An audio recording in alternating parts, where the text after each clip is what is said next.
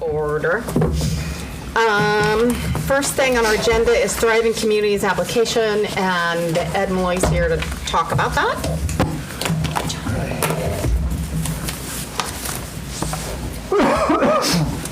Good evening, Mayor. Thank you. Good evening, Council. Let me ask the question, have all of you heard of this Thriving Communities prior to this evening? Yes. So a little bit of familiarity with it. So it's a statewide program designation that is awarded by the Iowa Finance Authority and the Iowa Economic Development Authority. And it's similar to the Iowa Great Places project, where communities apply and basically tell their story about what it is they're doing to address housing, affordable housing, increased housing within their communities. And, the state recognizes that there are housing needs across the state, really in every community. And they want to help in their way by rewarding communities who have good policy, programs, projects that are underway that show that they are sort of serious about addressing the shortage of housing within the state and within their own community. So there's an application process which mostly through narrative will tell that story. There are 5 or 6 major sections of the application, and the designation itself gives you, one, the recognition that you are considered one of Iowa's thriving communities. That in itself is attractive to outside developers who are looking for places to build. The most significant value to it, though, is an increase in points for the applications for low-income housing tax credits and also workforce housing tax credits. So Martin Brett, who was here tonight, we were just discussing it. Martin has been successful with this program to this point. We've had other developers apply for the workforce housing tax credits here and not receive awards, also with the low-income housing tax credit. Those tax credit programs are very competitive. Generally, they're decided by 1 or 2 points. Is sort of the dividing line between those that are successful and those that are not. So communities that do receive this designation and the access to those increased points, that bump in points for an application, is significant. So you're really, by becoming a thriving community, you're also helping your local builders and developers to be more successful and to compete with other communities around the state. To date, the program has been in process for 2 years. There are 17 communities that have received the award, 6 of them last year and 11 of them in the first year. And on the application in the first year, an applicant or a city had to determine whether they would take the points in the workforce housing tax credits or in the low-income housing tax credits, but the more recent applications allow for both. So you can receive points for both of those designations, and again, just be competitive in both of those different arenas, in both of those different areas. Having looked through the application, I think it's a May 15th deadline, and I think the actual 2025 application will be available sometime in February. But I think it's something that's very doable. I've met with the mayor a bit about it, met with Doug about it also, and we think our organization certainly wants to help and be involved in preparing the application. It would be a city-based application, but we're happy to help put that together. One of the areas that would have prohibited the city over the last 2 years from participating in this program is that if it was required that they had published building codes. They've changed that to a degree. They've modified it at this point. And we've done a little, we've spoken with the people at the at Iowa Economic Development. They've basically said that there are 4 particular areas that, of the Iowa Code that address housing and just housing, so not manufacturing or commercial buildings, that if they were adopted in an ordinance would be sufficient for covering that area of inspection. So, having been very familiar with the local pushback on this, and, we've looked for a way for many, many years to see if those could be separated in a way, and they are giving us that opportunity through this program. So it would at least apply for this program.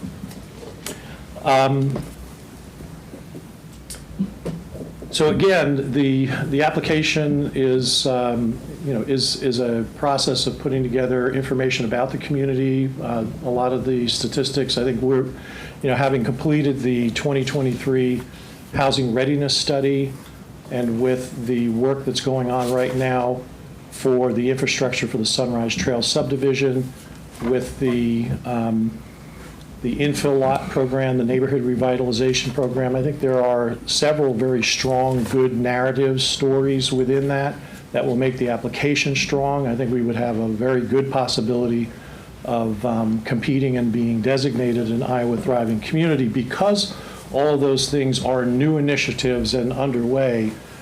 So I think that this would be an excellent time for us to do that. It is completely the city's decision whether to seek this or not. We just think it would really help that. And part of what we're trying to do in our initiatives is to bring more of the local contractors, builders, and developers into the picture to get them involved in building in the community. When we're done talking with this, if I have 2 more minutes, I'd like to also just talk a little bit about our local housing trust fund and the incentives that can come out of that. But let me just ask if there are any questions at this time about the Thriving Communities program. Regarding the Iowa Code sections that address the housing that we'd have to adopt, is that what we'd have to adopt prior to our application, like in order to be considered? It just has to be in process. It wouldn't even have to be completed by then, which was an interesting thing, not that it couldn't be completed by then, but they're basically interested in residential building safety and quality. And the 4 areas are, there's a section on standards. The section outlines the general standards for building construction, ensuring safety, durability, and quality. Energy, the second one would be energy conservation requirements. Third would be standards for safe rooms and storm shelters. And the final would be plan reviews and inspections. So they're really looking for the plan reviews and inspection. They're just looking for the initial plan review and final inspection prior to occupancy, so to receive a certificate of occupancy. So everything in the middle could be eliminated in a sense, so you don't necessarily need inspectors walking in to inspect the concrete, inspect the plumbing and electrical before you put sheetrock up, and on and on. So it's really essentially at the very beginning, plans are reviewed, plans are to code. At the end, you're doing a walkthrough for safety. Is that something that you could email to us, Ed? Yes, I do have a document. Didn't make all those, but I'd be happy to do that. And we have all the codes identified, and then also a description of what's in them. Perfect. Thank you. Yeah. Any other questions, council? I think it is worthy of considering going forward now that it's been tweaked a little bit. A couple of years ago when we looked at this, it just didn't seem viable. But now that we know there's a little flexibility, and I do think it will help us in the end. So I would like to bring this back to council as we start to work on this. And I know Doug has talked to Faith, and we've got so much information just because of the other grant they did. So we have a lot of information that'll help us, that's fresh too, that she has her hands on, so I think that we can put this together. Yes, very good. Again, the application isn't due until May 15th, and I think there are going to be some information seminars in February that we can attend to learn more about it and ask those more specific questions. I also want to dig into it a little bit also in that area of building inspection to see if there's full points or partial points based on what you have and see how strong we really have to be in that particular area. So, I think that first kind of learning, is it February 3rd? yeah. So, and Faith has already signed up for that, so. Very good. And I know that, Martin, as a developer who's been successful with them before, still really understands the value of how those points register in an application, so very important. Great. So I just wanted to update also, we are in the process of creating our Grow Fairfield Local Housing Trust Fund. We have some significant pledges towards that right now. And again, the thinking there is to have money that could be funneled through the city to fund incentives for local contractors and builders. There are a couple of community examples I think that would work well for us, but it is policy that the council would have to create in order for the fund to be functional. So would love to have a conversation with the relative committee or others to determine what policies there might be and how there might be some matching dollars from within the city, whether it's LMI or other areas. But I think this should be active and operational in the next 3 or 4 months. We're hoping certainly to have something before we're building homes out of the Sunrise Trail subdivision. Would that be for new building exclusively, or? Yes, that's one of the policies would be for new construction, for the completion of new construction. There would be basically a grant. And then also we want to talk about how money could be used to help with the infill projects as well, whether it's a full condemnation and demolition or whether it's a partial condemnation, if there are dollars that could be used to help a developer with some of those costs in order for them to get into building, then it would be used for both. It would be used broadly. But not for like revitalizing, like rehabilitating older houses? No, it would. Oh, It would. okay. Yeah, that's what, that's what we'd like to talk about. How do we want to incentivize someone who is interested in doing a rehabilitation for an older home? Right. Oh, okay. So, yeah. Or someone who is interested in buying a condemned property from the city, maybe it's a discounted price, and then the grant would help to fund demolition. So those are the kinds of things. So both areas, new and rehabilitation and deconstruction. Okay. Great. Any other questions? Great. Thank you, Mayor. Thanks, Yeah. Council. Thanks. Great. The next thing on our agenda is committee definitions, and we might not get all through this tonight, but on the agenda, and I apologize, I forgot to give this to Rebecca, and so she just put it out there today, but she and I and Melanie have kind of gone through these definitions and said, well, is this in fact what we're doing or not? So I've got some suggestions, and so this is kind of just to rework it a little bit and refine it, so it's not like it's going to be in final form today or anything. What you see up here is a very general committee description, and these are old, so I thought it was time to update them. Ways and means, we felt like that's a pretty good description and pretty much covers everything. So if you'll look at it real quick and see if you have anything that you feel like should be added or anything that you come up with is included in what that statement there.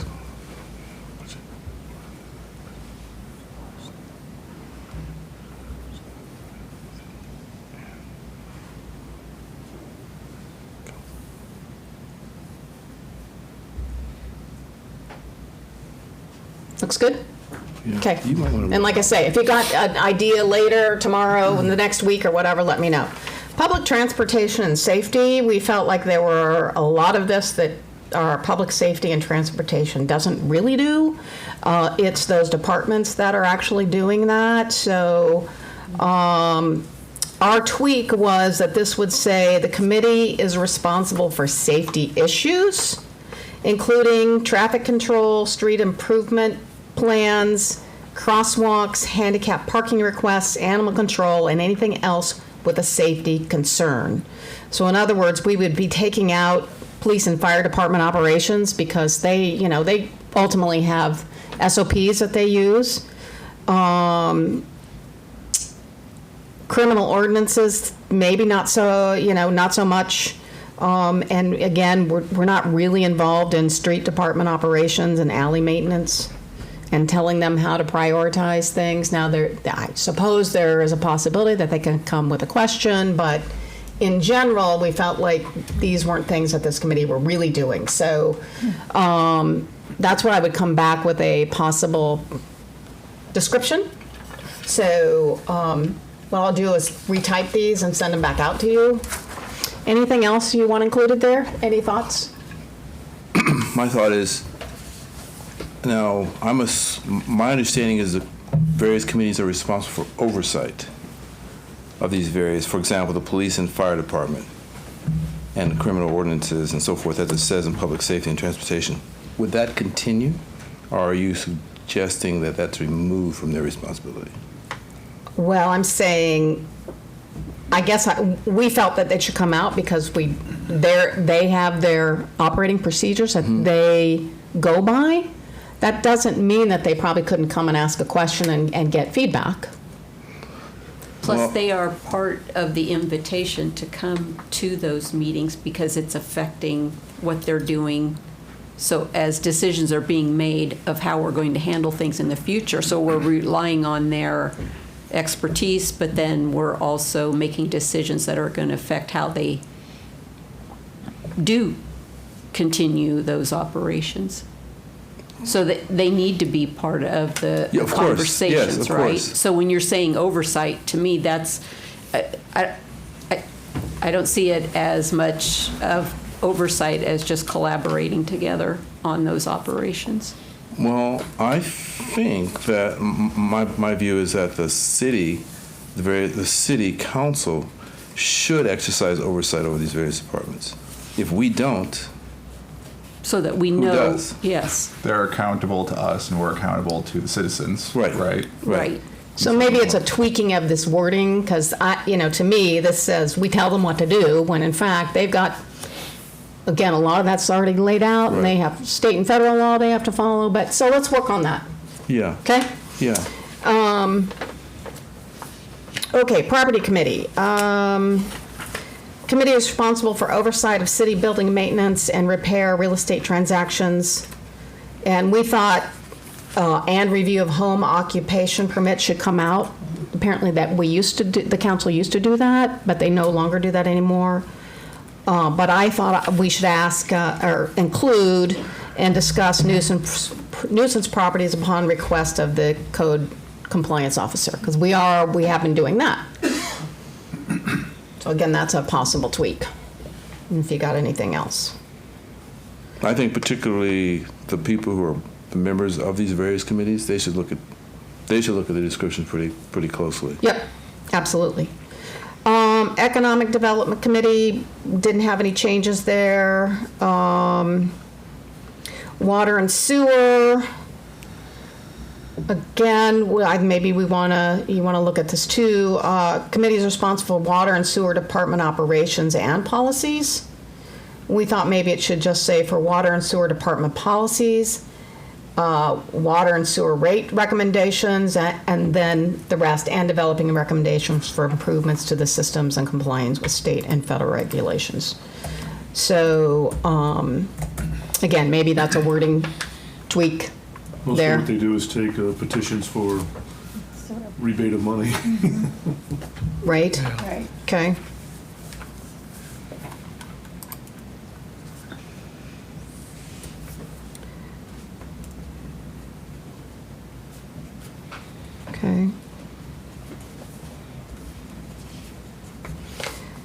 Personnel Committee is responsible for the development and implementation of personnel policies. Basically, when we went through this, we didn't see anything changes, except for maybe we should say the committee is responsible for the review and implementation of personnel policies. I guess it could be development too, if it's something new. So maybe we want to leave that there, but development, review, and implementation. What Any about thoughts? policies that are incorporated into departmental handbooks that the council doesn't see?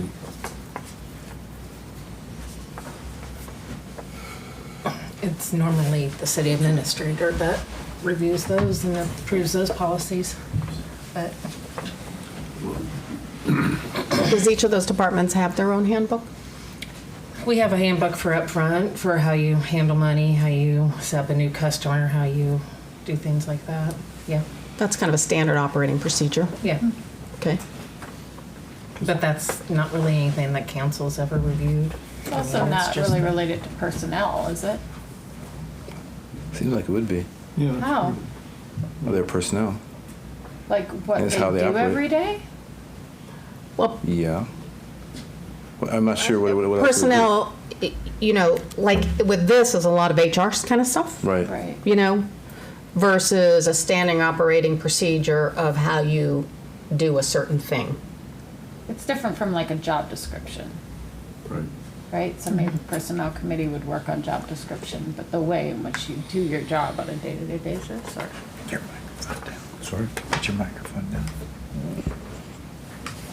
Okay, so again, personnel committee, if you'll look at that and you've got recommendations, let me know. Yeah, I think job descriptions should be included in this because we've done quite a few changes in that area over the years.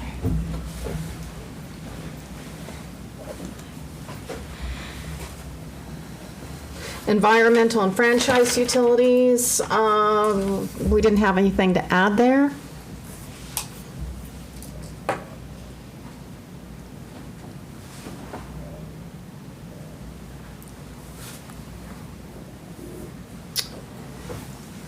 And then on the listing of some of these other things, I just wanted to, Jefferson County Service Agency, I thought we should add in recycling contract for the city and county, because that is under that 28E with the city and county. Well, we have another 28E with the Public Health Department. Oh, okay. So we should add that there too. That's only three I can think of. The service agency handles that though? No, it hasn't, but if you're going to put all the 28Es under one committee, you might as well put it there as well, right?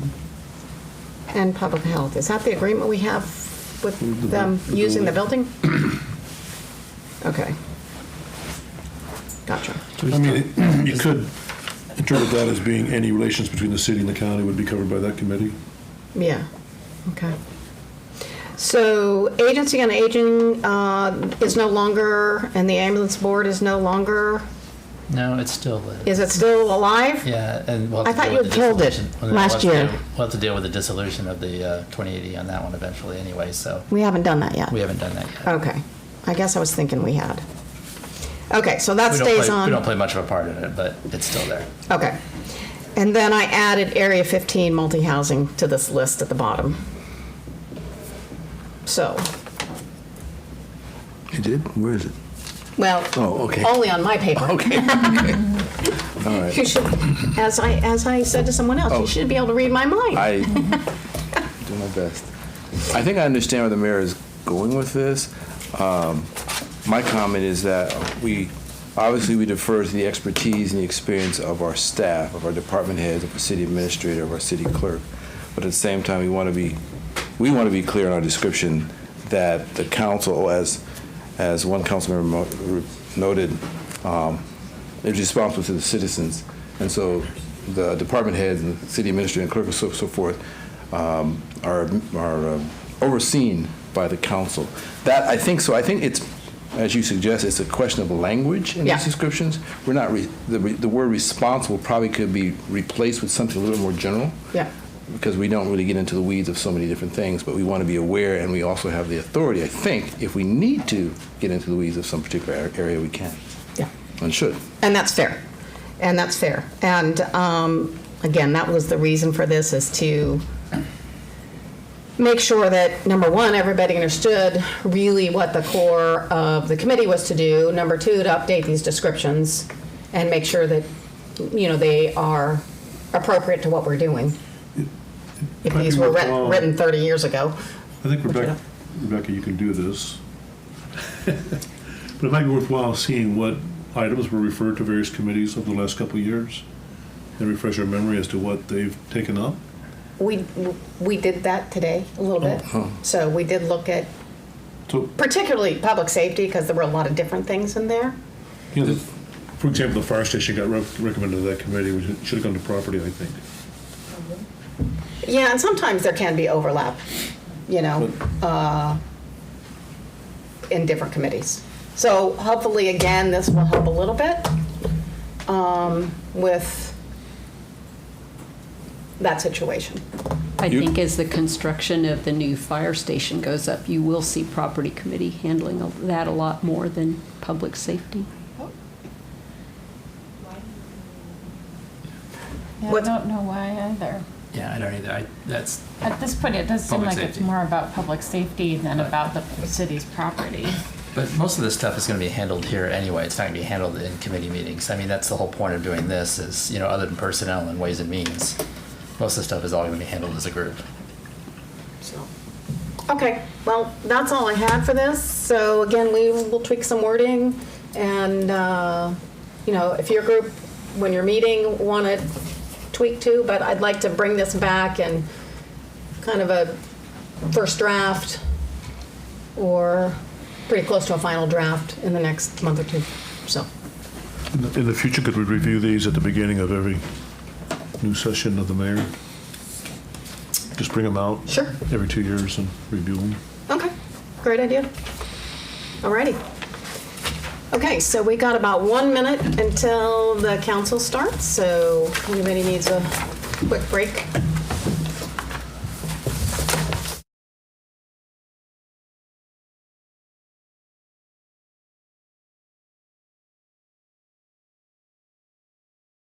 Okay. Go to park. You ready to go? Okay. What? I'm gonna call the meeting to order. Oh, somebody's up there.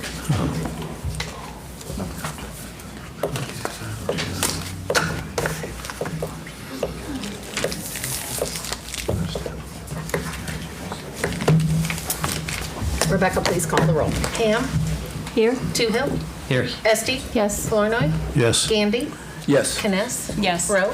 Yes. Council, are there any changes to the agenda tonight? Seeing none, we'll move to the consent agenda. Approval of the minutes of the December 16th, 2024 council meeting. Approval of the December 20th, 2024 payroll in the amount of $148,293.57. Approval of the January 3rd, 2025 payroll in the amount of $155,702.94. Acceptance of the amended Carnegie Museum Board minutes. Acceptance of the Beautification Commission minutes. Approval of park use permit for Iowa Tourette's Advocacy. This is a noise exemption. Resolution of authorizing fund transfers. Resolution of promotion in the wastewater department. Resolution of seasonal employment in the streets department. Resolution of employment in the police department. Resolution of employment in the police department. Approval of liquor license from Flamingo Lanes and El Paso Tex-Mex Bar and Grill. Approval of ACH payment to the Department of Revenue in the amount of $22,625.95. Approval of ACH payment to Iowa Communities Assurance Pool in the amount of $574,195. Approval of special claims, WEX and total regular claims, the amount of $273,594. And there were no claims more than $75,000. Move to approve consent agenda. Moved by Gandy, Second. second by Kness to approve the consent agenda. Is there any discussion? I did review the claims and they seemed in order. Okay. Any other questions? Not, please call the roll. Andy? Yes. Kenneth? Yes. Rose? Yes. Esty? Yes, but I Pam? will have to abstain, sorry, from the approving the minutes from our last meeting as I was absent. Ham? Yes. Toohill? Yes. Flournoy? Yes. Okay, that is approved unanimously. Public forum and appearances. First up is Matt Welcher for the Power Wagon street closure request.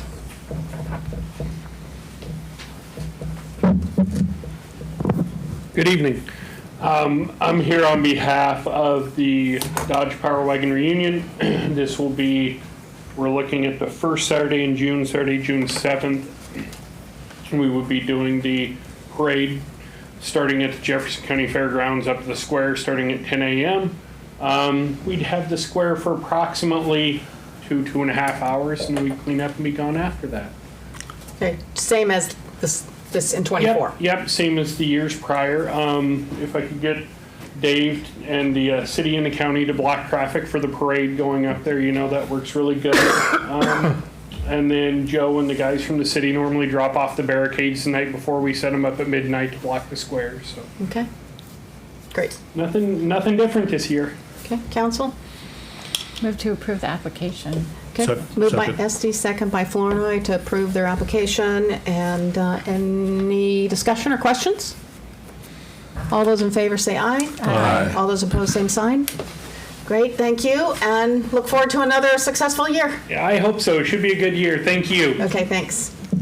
Deb Williamson, our Beautification Commission. 2024 accomplishments.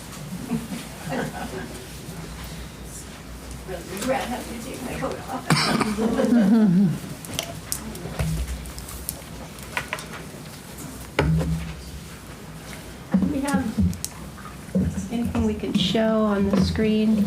Yeah, can you, yeah, there you go. Perfect. Oh, thank you. So thank you so much for funding us in 2024. We had a fun year with lots of very special events and accomplishments.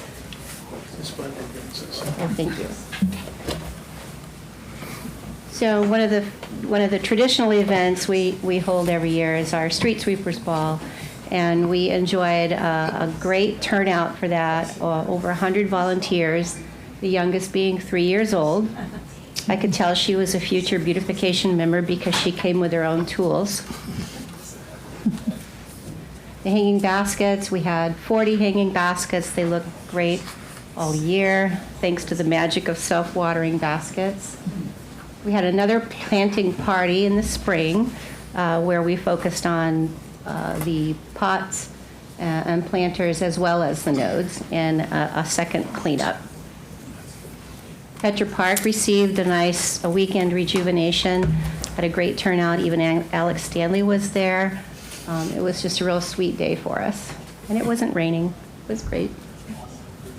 The downtown alley got a little love this year. We gathered some abandoned wine barrel planters and repositioned them to the alley along with many of the other planters that are there. We may move them further north in 25, but they looked nice last year. They had a lot of blossoms. We also focused a great deal on the entrances this year, spending, let's see, what did we spend? Something like $2,000 on perennials. So now you're going to see four-season color at all 5 entrances, starting with tulips and daffodils, or not tulips, daffodils in the spring, and evergreens throughout with full summer and fall blossoms. I can't wait to see it.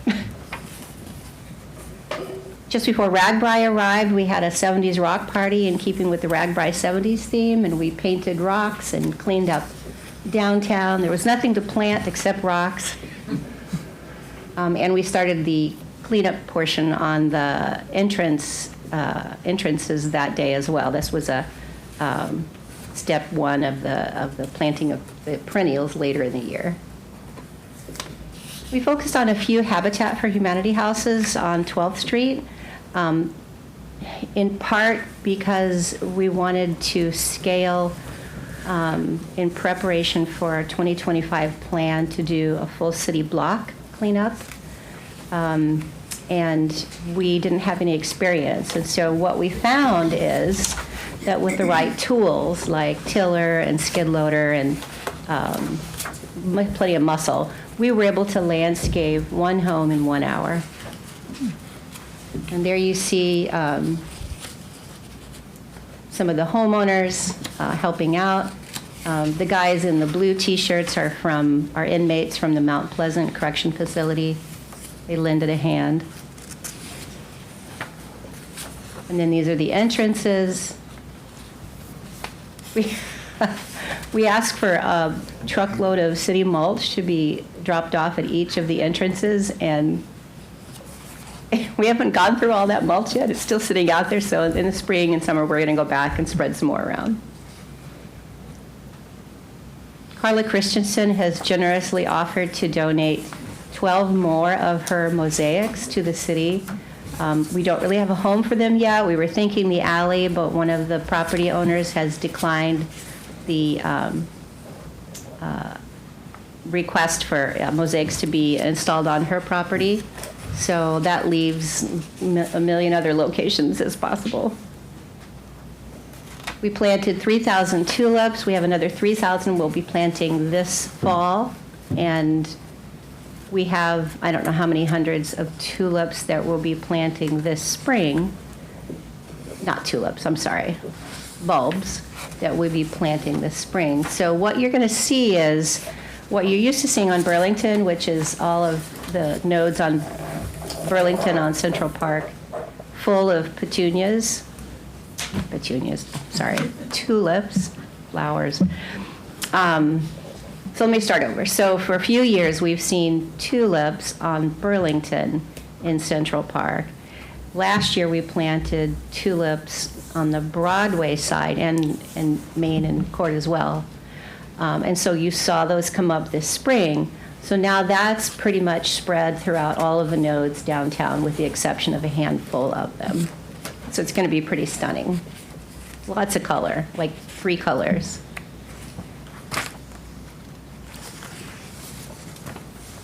We decorated the Civic Center pots around the holidays, and we hadn't used this particular strategy before. So we've spray painted some birch trees and stuck them in the pots and added pines and other pines and junipers to the pots. And what I didn't realize was that they were going to freeze in place. So they're still there. They may be there until it thaws. I'll go get the ornaments in a few weeks. And then we handed out 10 Rose Awards. That's up from 6 Rose Awards in '23. We expanded the categories of Rose Awards for the Beautification Commission to hand out. And the very first new Excellence in Renovation Award went to Don Holting. And I thank Weston for making us aware of this property.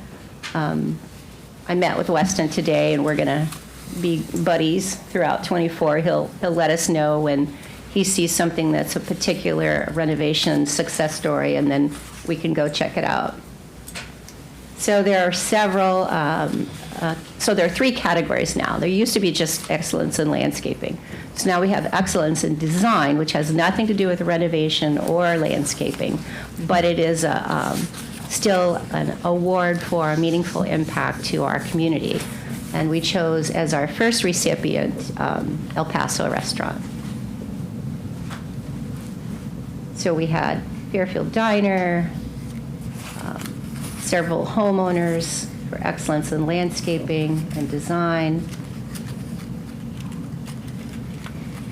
And then a sneak peek at 2025. These will be the colors for our downtown baskets. And then there's a third color that remains a mystery until Mother's Day.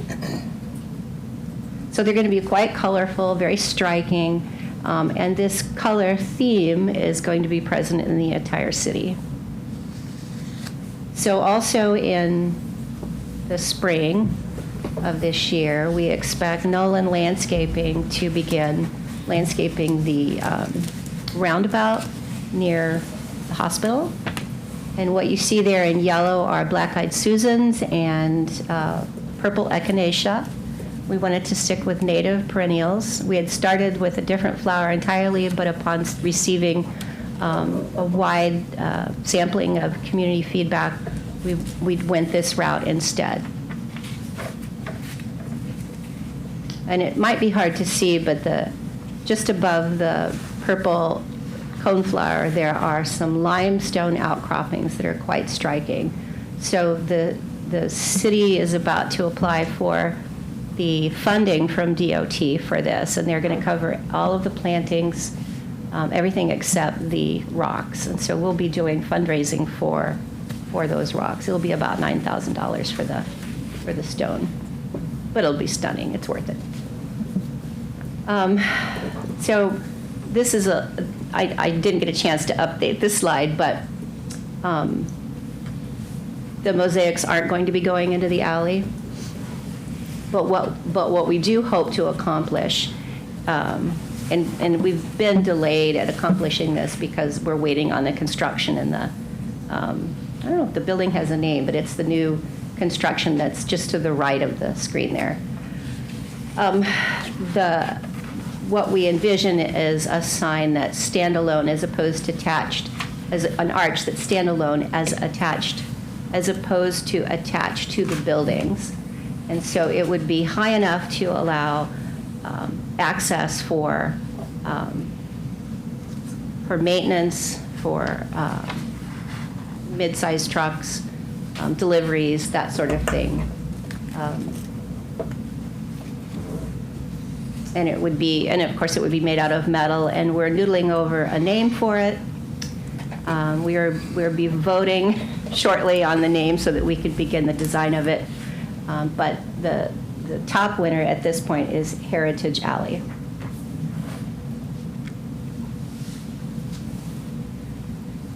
And then we're also waiting for the weather now to put in the perennials that will complement the underpass mural. The perennials are not going to be on this image was done by an artist. We're just using it for showing it. So the perennials are actually going to be on the sidewalk side, on the west side of 2nd Street, for a few reasons. That side actually has access to water, and we have volunteers who have agreed to keep that watering the perennials until they're established, which will be the whole year they'll be watering them. And all the other reason is that on the east side, it's just very steep, very rocky. There's just really no opportunity for some decent landscaping, and there's no access to water, so that was easy.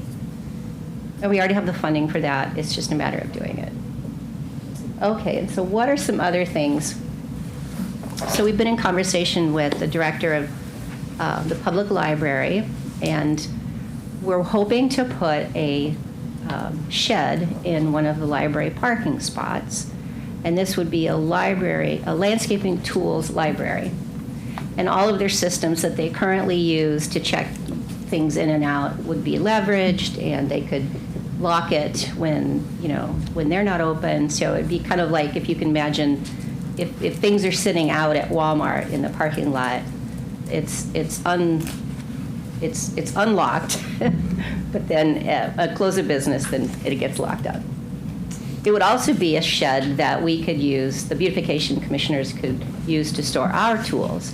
And that's been an issue for us because sometimes, we have lots of tools that we've collected through the years, and they're all in our garages. And if, like, I'm out of town, people don't necessarily have access to the tools that are in my garage. So this will give all of us access to all of our tools all the time. And as I said, we'll plant another 3,000 tulips. And I'm going to skip through some of these things. Let's see. Public restroom, we'll talk about that next. Sidewalk repair, Doug and I had a conversation, so I didn't update this after our conversation, Doug. So we won't be addressing any sidewalk repair. In past conversations with Joe Hurd, I sort of got the idea that we would be able to patch some of the sidewalks with volunteers and some money from the store owner, but we've sort of taken that off the table. We'll do a few more Habitat for Homes landscaping those houses on 12th Street, and then that's 12th Street taken care of. And that, like I said, is a kind of a dress rehearsal for what we're hoping to be a much bigger project for 2025. And in meeting with a couple of things. So we don't know if we're going to get the funding for that EPA grant that Faith Reeves sent in. If we get that, there's some, it's feasible that some of those funds would be used to cover expenses associated with plants for the homes in need, for a city block, for power washing, having a dumpster so that all the junk can be put in one dumpster. In other words, doing something to scale. Because what we learned again last year was, if we have the right equipment and the right training and the right plan, we can do a yard in an hour. Now, granted, the 12th Street Habitat for Humanity houses didn't have any overgrowth. They were just easy. So we're expecting more time to need to be invested in a block-by-block program. But I think it would be a big paradigm shift for the community. And in my experience, when you have a big, exciting project and it's well-planned and well-executed, people get really excited. They want to join. They want to throw money at it. They can't wait to get into it. And so we're looking forward to promoting this and really getting some excitement. Even if the funds don't come in, we have a backup plan and we have donors waiting, excited to help. FEDA landscaping. So Grow Fairfield has, as you know, acquired one lot from the city and another, so 6th Street, South 6th, South 7th. So there will be 2 homes for Iowa homes put on those lots, and then Grow Fairfield will come in and give it a nice, lovely landscape and make it, make them some model homes for the community in support of neighborhood revitalization. And I don't have a lot of time. You don't have a lot of time for me to continue going with all these. So that's pretty much what we have planned for 2025. So I've got, I don't know if you have access to the spreadsheet that I provided, but you do. Okay. So we haven't changed our budget in a year, and that's mainly because we found, instead of prices going up, they've come down for us. We found a better wholesaler for our perennials, a better wholesaler for our nursery for our annuals. So, for example, the hanging baskets used to cost us $50 per basket, and now they're $35, and they're being delivered and picked up. So that's a big savings for the city. The perennials used to run us $15 per 1 gallon perennial, now they're $7. And we go to a nursery in Missouri for that. We have expanded our desire, like I said, with the landscaping tools library to sort of support not only what we need as a beautification commission, but we also find that people don't often do what they could do to their homes because they don't have the tiller, or the wheelbarrow, or the hedge trimmer, or the things that they might only use once a year or once every 2 years. And so making these tools available to them and making some mentoring available to them, I think will go a long way.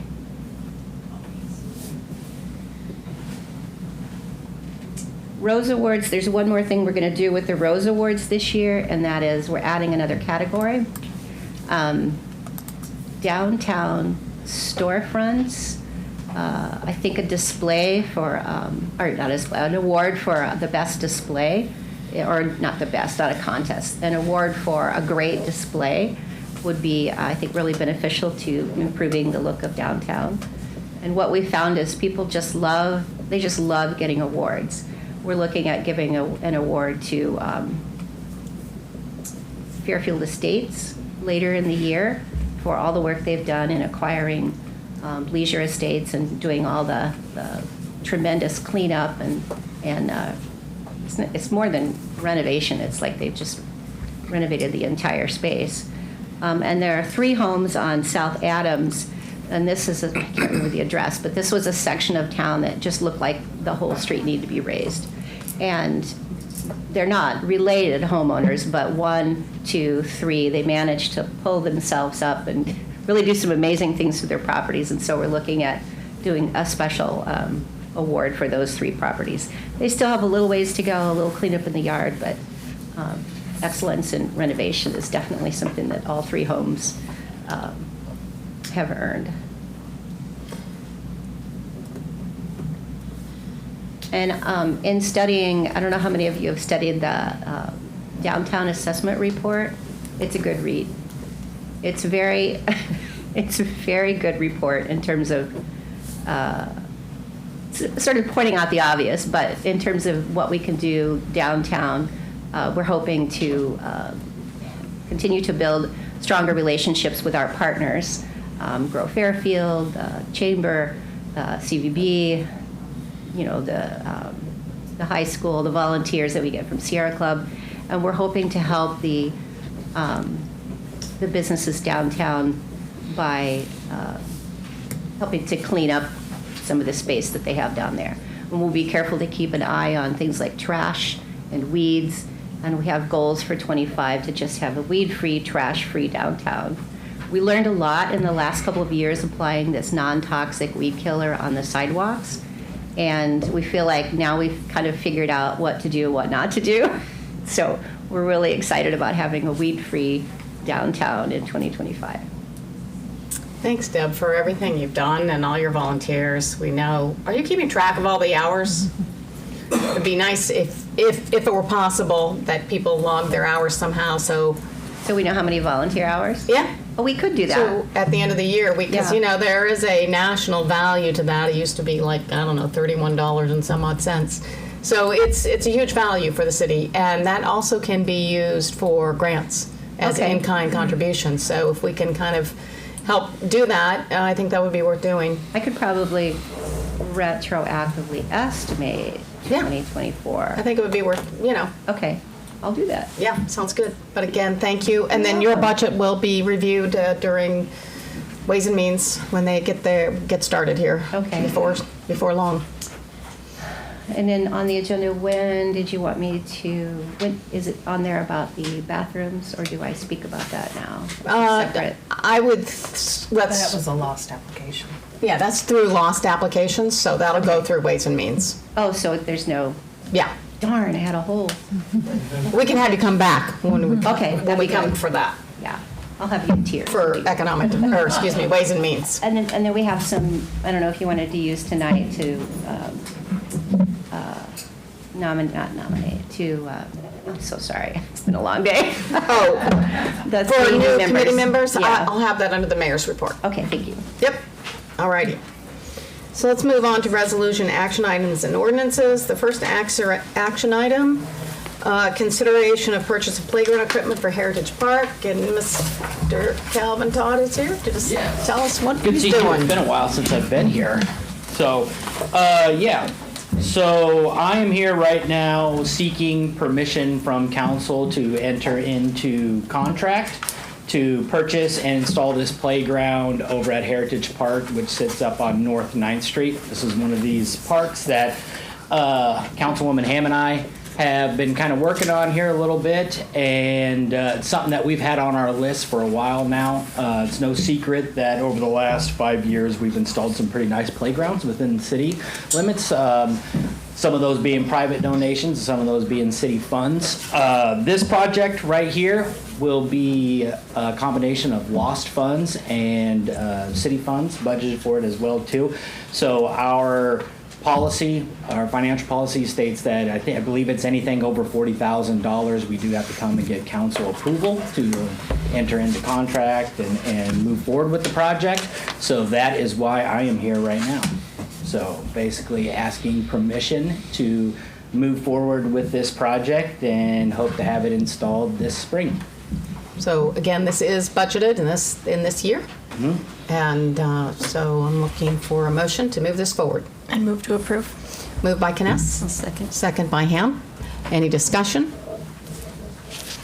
Okay, the motion is to move forward and enter a contract to purchase this equipment, and please call the roll. Kness? Yes. Ham? Yes? Esti? Yes. Rowe? Yes. Toohill? Yes. Flournoy? Yes. Gandy? Yes. Awesome, thank you. Approved unanimously. Thank you. Thanks, Calvin. Next action item, consideration of authorization of EPA Environmental Justice Thriving Communities Grant application. Faith is going to talk about this. I do. Good evening, Mayor and Council. Thank you so much for allowing me to speak to you about this. First, I want to give you just a super brief update about the EPA Environmental Justice Community Change Grant application that we submitted at the end of last year. We received word that that application is being reviewed. The application itself, the program itself ended up receiving 2,700 applications. They anticipated or estimated that they would award 150. 105 of those, because it is a rolling review and selection process, 105 of those have been selected. And so they have a bulk of the applications that they are reviewing now from the deadline through to the spring. They say we won't hear anything until spring, but our fingers are crossed. There are 0 applications that have been awarded in Iowa as of yet.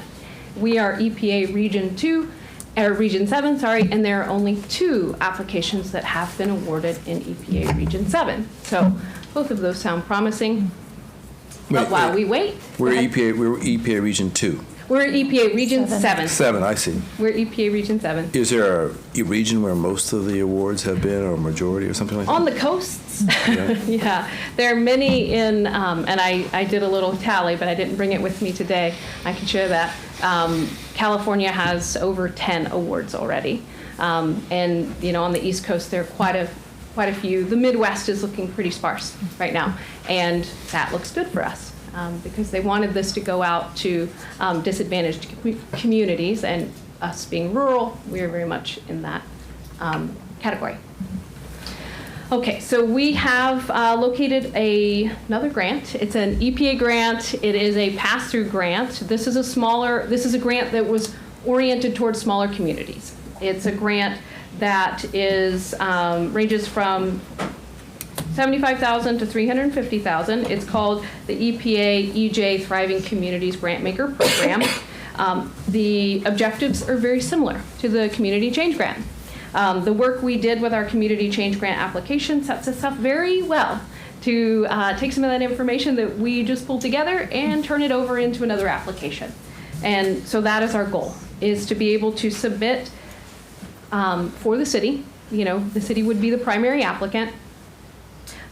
For one of these $350,000 grants. It's a Tier 3 implementation or project development grant. And we want to orient it towards housing, quality housing, energy efficient retrofits or rehabs. So same breadth of what our other grant was written for, just micronized. And we're hoping to be able to, if approval comes tonight, to submit for the January 31st application deadline. We have Trace Hoekstra, who is from our grant writing team with Kitchen Sink Communications, who is in full support in getting that application submitted on that date. Provided that they've just opened up Region 7's application window. They've just opened it. And so I see that we could submit on the 31st. Those are the key deadlines, but then they also say our next application time is April 30th. This again is a rolling application.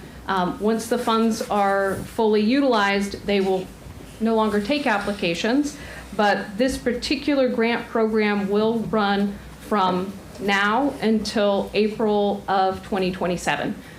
We could submit more than one application. We would like this first application to be oriented towards housing. In the next application, we would need to have a completely unique project, not on energy efficient housing. We could do radon, though, indoor air quality or something of that. Another module from our previous application. And yeah, so if allowed to submit on the 31st and we are awarded, turnaround will be pretty quick. We could be shovel in the ground with funds getting ready to go in 6 months. This would be a reimbursement style grant, just like the other one. But again, it's only a $350,000 grant, and so we would have smaller commitment. And the turnaround for the EPA draws are very quick. That's what I hear. You know, submit, you know, on a Monday and potentially on a Friday, you could have those funds in your bank, and they're wanting you to turn those around within 5 days to your contractors. How is this different than the big one? They're under the same umbrella? They are similar funds. They're still IRA funds.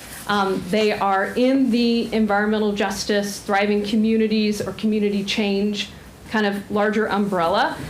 This grant program was designed for smaller entities, smaller organizations who don't necessarily have the infrastructure or admin to be able to approach one of those larger grants like we did. And so it's designed for smaller communities. It's a quicker process, and yeah, but very similar objectives, just smaller amount of money. What's the, is there a range? 75,000 to 350,000. And they have tiers, you know, so whether you're doing a, you know, a planning or an implementation. Is there exposure for the city in any way? Other than, you know, other than, well, you would need to, similar to the other grant, if we're doing housing, we would need to hire someone to manage the project. The project would need to have someone managing it. You're not going to have the same extensive, per my understanding, extensive reporting requirements as we will if we are awarded that larger grant, because this is a pass-through grant. We're a sub-awardee, and so we don't have the same level of reporting obligation. But, so, you know, it's just not as intensive.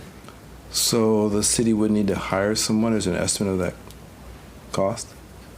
Well, I think if we were to try to scale the project that we had with the EPA Community Change Grant, we were looking to try to renovate or update 250 homes in a 3-year period. This grant, we're looking at maybe 10 homes per year. And in order to manage that, I think you might commit half-time, you know, a part-time, half-time employee to do that. It can be an employee that you currently have on staff that you want to pay from that grant, if they had the time to manage the grant's housing project, or you hire someone. I mean, how much would it cost to pay someone to prepare the application is what I'm asking. Oh. Is there any cost? Trace Hoekstra is donating that pro bono. So because she is attached to us fulfilling on our goals, she is committed to us moving forward with our housing rehab. So she's committed some pro bono hours for us, 20 pro bono hours. No cost to the city then in preparing and submitting the grant? Zero cost to the city, zero match. So if they hire a project manager, would be paid with grant funds. Right. I mean, the cost would be to manage payroll and that kind of thing. Mm-hmm. But you would get indirect for that. There's for all indirect costs, the city would receive 15%. What is it called? De minimis. De minimis. Mm-hmm. Which means that goes in the general fund and there's no obligation to report on it in any way.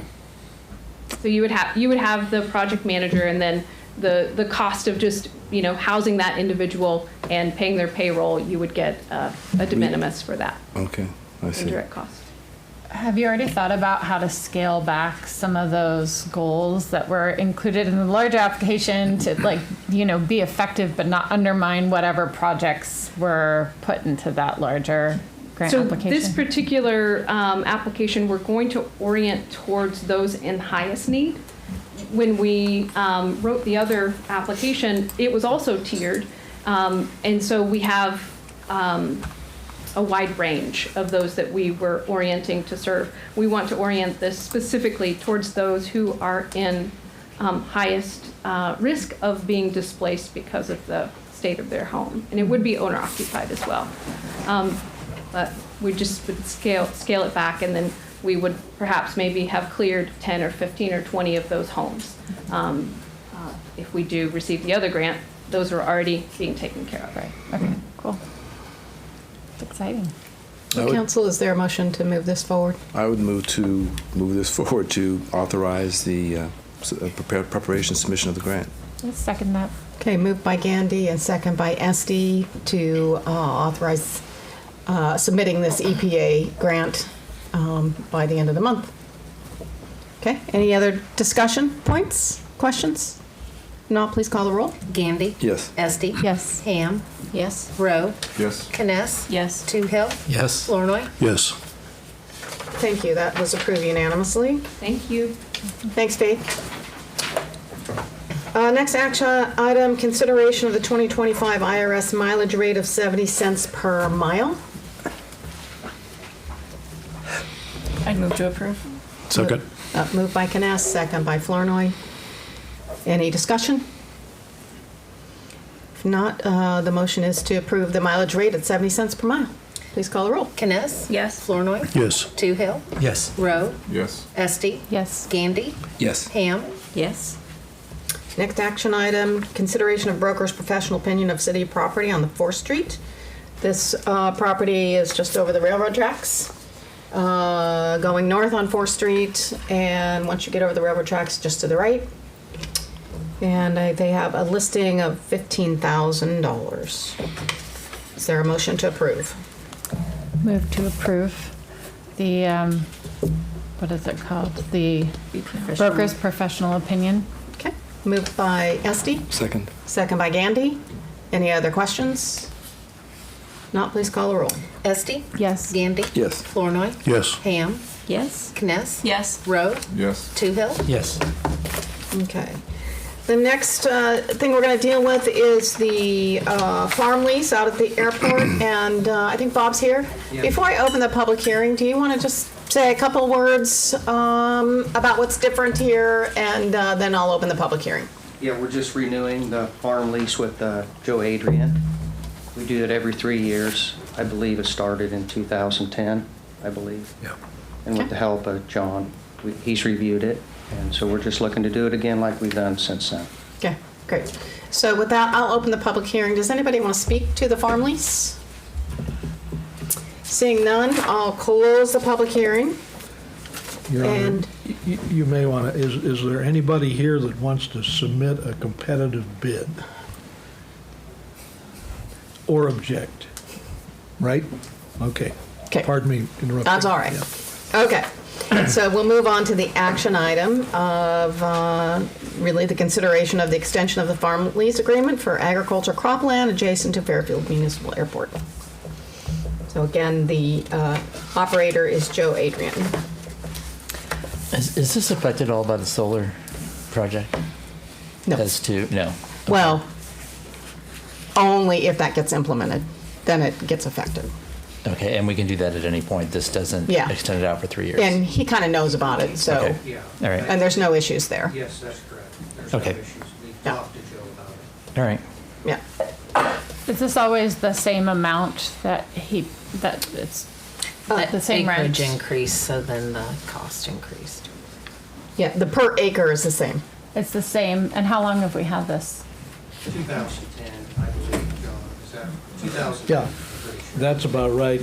This is probably the best lease rate in the county, Liz, so I wouldn't expect it to go up anymore. Extension Service says they're starting to go down. We've been very fortunate over Yeah. the years, Yes. to say the least.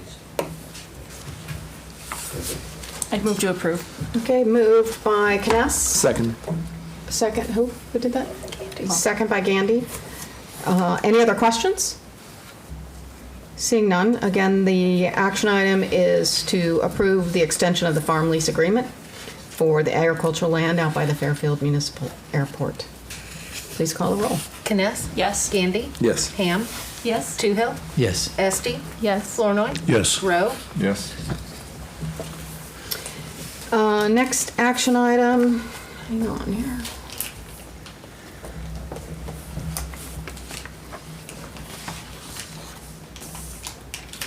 consideration of request of the local option sales tax funding for the Trees Forever grant. Steve Taylor is here to talk about the grant that he's done and what's going on with that. In 2023, I submitted a proposal for the Trees Forever grant, and it was awarded at that time in early 2024.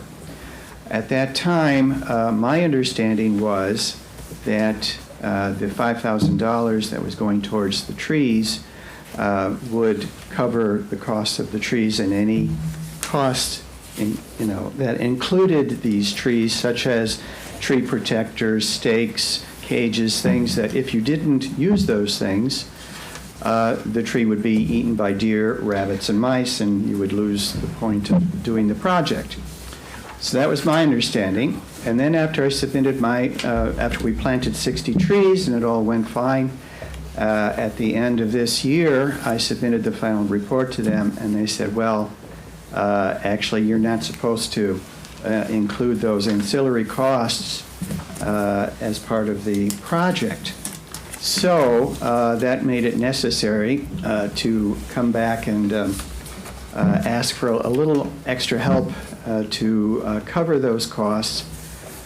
I have also applied for a Trees Forever grant for 2025, but that has now been postponed because we still have $700 left in the budget from 2024 to plant a few more trees, and in addition to that, we get a little more money from this. It'll all work itself out so that the trees that were planted at, just 20 more trees would bring the total up to 80 trees. So 60 have been planted already. They were planted at Carrington Point. They were planted at Southwood Park. They were planted at Kirkwood Avenue. They were planted at Court Street, East Adams, a couple at Petra Park, and 3 at the library. So, and this was done in part because after I did the inventory of the trees in 2023, we lost about 350 ash trees to the emerald ash borer. So this is helping to reestablish our urban forest. So that is why we do it. Anyway, I hope that you might consider So helping Steve, us out. Yeah. I know we talked, is 700 what you need? Or was that after? Yeah, after? 700 is all we need. I'm going to put in a little of my own money, and Connie also said she put in a little something there. So, So after you need Right. 700? Okay. So, thank you. Any So questions? the request is for 700 out of lost. Motion to approve 700. Second. Okay, moved by Toohill, second by Flournoy to approve $700 to go from lost to help pay for these trees and the things that you need to. We're paying for the support materials. Yeah, support materials, right. Stakes and wraparound, et cetera. Okay, any other question? Now please call the roll. Toohill? Yes. Flournoy? Yes. Kness? Yes. Rowe? Yes. Gandy? Yes. Ham? Yes. Esty? Yes. Great, thank you. That was approved unanimously. Next is the second reading of Ordinance 1256. Consideration to provide that general property tax is levied and collected each year on all property located within the North Campus Ridge urban renewal area in the city of Fairfield, County of Jefferson, State of Iowa, by and for the benefit of the State of Iowa, City of Fairfield, County of Jefferson, Fairfield Community School District, and other taxing districts be paid to a special fund for payment of principal and interest on loans, monies advanced to, and indebtedness, including bonds issued or to be issued incurred by the city in connection with the North Campus Ridge urban renewal area. The North Campus Ridge urban renewal. So again, it's establishing where this money can go for this project. You want to say anything, Martin? Nothing really to be said. Everything's the same as in the first reading. I just wanted to update that we have 6 buildings, 6 of the 11 under construction, and we'll be selling the First one will close probably in about a week. Great, thank you. I make a motion to move ordinance 1256 from the second to the third reading. Okay, moved by Flournoy. Second. Second by Kness. To move ordinance 1256 from the second to the third reading. Any other questions? Seeing none, please call the roll. Flournoy. Yes. Kness. Yes. Esti. Yes. Rowe. Yes. Gandy. Yes. Ham. Yes. Toohill. Yes. Great, thank you, that was approved unanimously. And great job, Martin. Keep up the good work. Okay, under the mayor's report, first, a couple things regarding our trash and recycling containers. You can see here, we have two sizes. So on Thursday, that's this Thursday, January 16th, there is going to be an open house at the library from 6 to 8 p.m. Our waste management representative will be there to ask all kinds of questions that the public may have. So these are going to be moved over again to the library, and there'll be an open house there where anybody can ask a lot of questions and see the sizes and talk to waste management directly. Could you repeat that date and time, please? Thursday, January 16th, 6 to 8 p.m. at the library. And then on January 27th at 6:30, our study session is going to move to a forum where, again, we can hear from the public. They can come and talk to the council directly about the contract and about sizes and any questions they might have to the council. So again, we've got 2 dates. This Thursday, January 16th at the library from 6 to 8 p.m. where you can talk to waste management. And then January 27th at 6:30 here in the council chambers, we'll have a open forum for the public to talk to the council. Okay? How late does that go? How long is it? The forum will be 30 minutes from 6:30 to 7. Should be enough time for everybody to give their opinion. Can I have a word? Yes, can you just come up here to this so people can hear you? I was just concerned that the options are only considering these two sizes and Those are the not, only sizes they have. but these are going to be very uncomfortable for people in North Campus Village and in Silver Lakes development area. And we were interested in having them consider also a 32 size option. Well, I think that's a question. Go ahead and let's, at his meeting on Thursday, that'd be something you can discuss with him if what potential other options there are. But right now, these are our two options, is my understanding. Yeah. Your Honor, he did make an exception for specifically the North Campus Village configurations for a smaller receptacle if they all agreed in the development to have the smaller receptacle. But the smaller receptacle is still the 65-gallon. Yeah, he's already talked about it. I was thinking he was talking about one half that size. No. But no? Yeah, I don't think so. Yeah. My misunderstanding then. So, go ahead. No, I was going to say, it raises the question, since they have until June when their contract runs out, right? Would it not be possible for them to order more of those? Because at one time they did have them, they're on their website. Yeah, that's a question for the waste management rep. So I would go to him on Thursday night and talk to him about that. Yeah, I mean, so the smaller one is better than the bigger one, but not by much. Yeah. Yeah. So Yeah. We weren't given, those are the options that we were given. But there are other options with other companies. I mean, Waste Management isn't the only company in the United States that does waste management. again, come on Thursday night and talk to them. So. Unless there's some pressure on Waste Management that if they don't satisfy the city, they're not going to get a contract, then they're not going to offer options that they don't want to offer. That's the problem. Well, the other problem is there's not a lot of options here in Fairfield to have another company come in. Waste Management is pretty much it. And they're all over the country, and for a lot of communities, that's basically their option. There are many companies. There are many. I've looked, and a friend of mine have looked. There are other companies. In Iowa? The services That are operating in Iowa? That will service Iowa. That will That service are Fairfield? operating in Iowa right now? We didn't talk to them about Yeah. specific Yeah. options, but there are other companies in the area. Do they offer smaller trash sizes? As I said, we didn't look into it in detail, but Yeah. but I think it's something that could be looked into.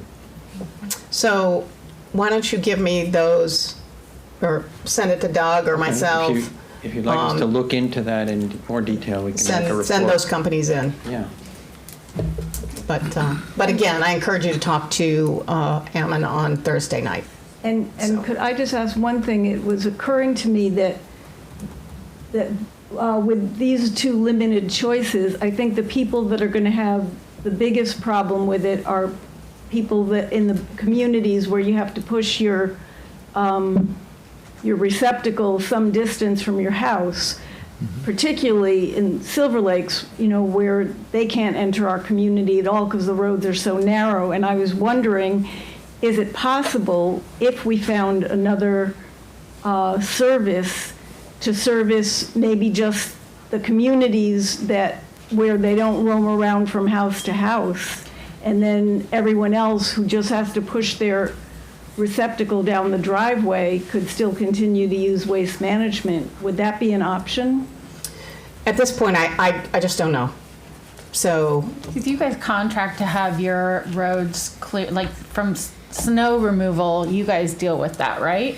The city doesn't deal with that? It's a private road, and I'm guessing, I haven't lived there that long, but I'm guessing the reason that Waste Management doesn't drive around our community is because the road is really narrow. And you guys live you're the house closest to B Street, right? We are, yes. I've spoken with other people in the community who are really excited to have these trash bins, my father being one of them. So I know that there are other people and considerations in the Silver Lakes area. So that's just something that I think should be considered as well.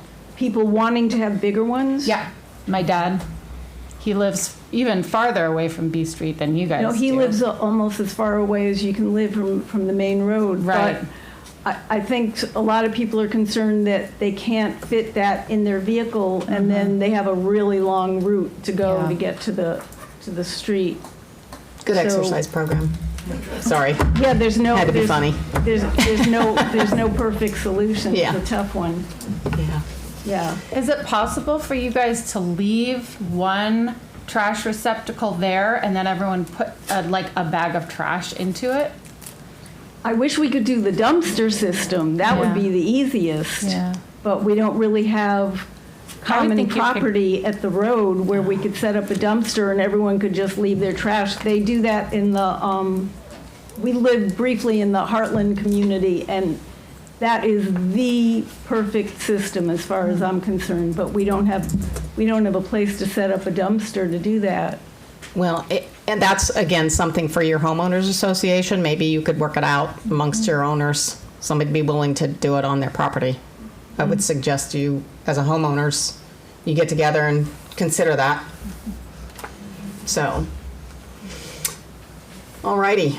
All right, so I think, but there are possibilities and we should investigate them. We'll look into the other possibilities. Send us the companies that you've found. Because we have looked at other companies in the state of Iowa.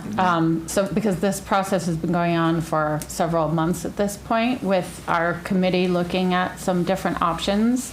But if you find an option that works, we didn't find other ones. But if you find one that works, then, we're interested in knowing more about it. And for many years, we have not gotten another bid from another company. Right. So, I see.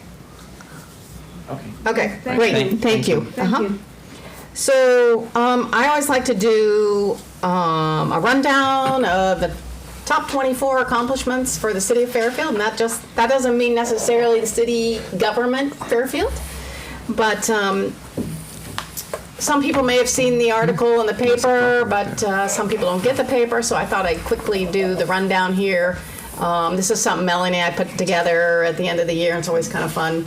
So, starting with number 10, I'm sure people remember Julie Kinsella. She was retired from the Fairfield Police Department after 31 years of service, a few years of that being our chief of police. So we thank her for her many years of service, and she moved to Texas and is probably playing tennis every day. I think that was her plan.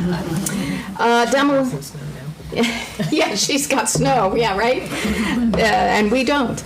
Number 9, demolition of city-owned house on the 6th Street, and we sold it to Grow Fairfield, so we're excited. We're finally getting progress in this area. Number 8, successful midday Ragbri event. Number 7, Carnegie Foundation replaces 46 windows on the Carnegie Museum. That building has had a major upgrade in the last couple years, looking very good. Number 6, indoor pool receives a new deck surface. And I just want to say this next year we hope to finish those locker rooms and get a new surface on those floors as well. Number 5, Vastu Partners LLC receives revitalization grant for the new housing development. Again, that's that North Ridge campus that we're talking about. Number 4, the fire station receives $525,000 in grants and awards the bid. So we're going to see progress on that corner here very soon. Number 3, Crow Creek Bridge replaced. That was a big deal. Spent all summer and can go east out of town, so we're glad that that project's done. Number 2, Fairfield Productions wins an Emmy for their movie Parsons. So we thank Dick DeAngelis and Jason and all the crew, Tim Britton, and I'm sorry I'm forgetting all the other names. There's so many, and it's just so awesome that they brought home an Emmy in that little statue. So congratulations to that group, and they're amazing. And the next movie's out this year, I think, right? Yeah, 2025. Okay. Microphone.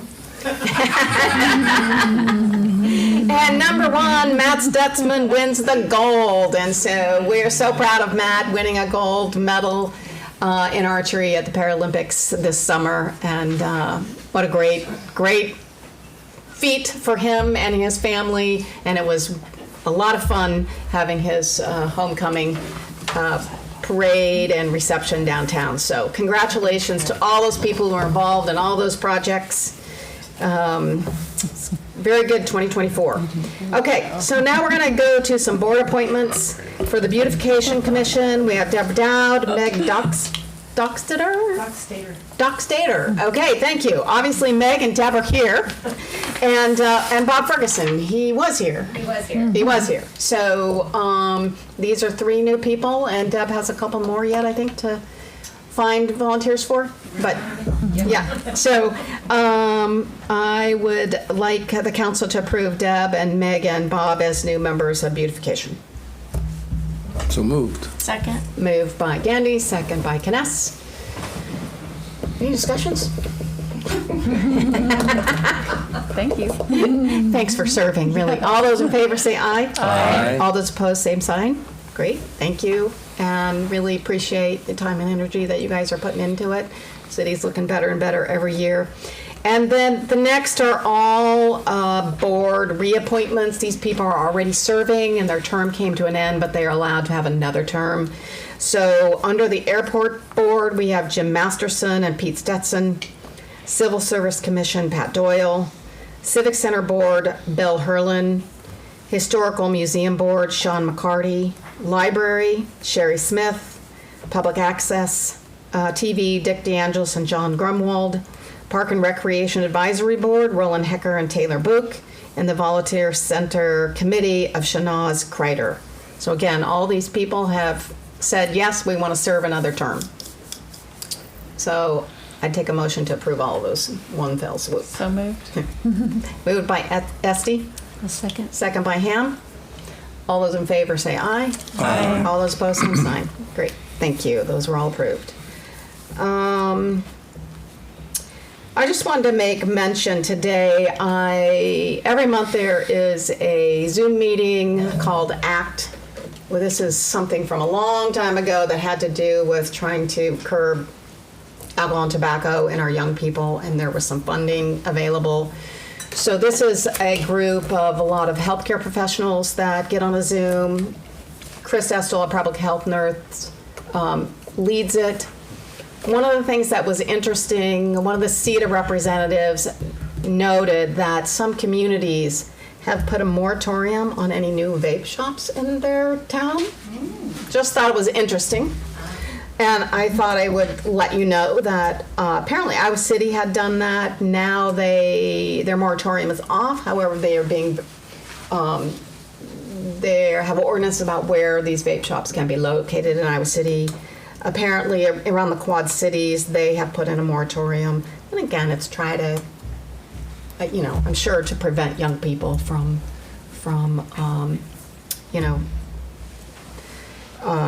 picking up that habit. So I don't know if Fairfield is interested in doing something like that. I just thought that was interesting, and I thought I'd share it with the council. So I'm not looking for action. I just want you to let it roll around in your head. Your Honor, it's a sticky issue.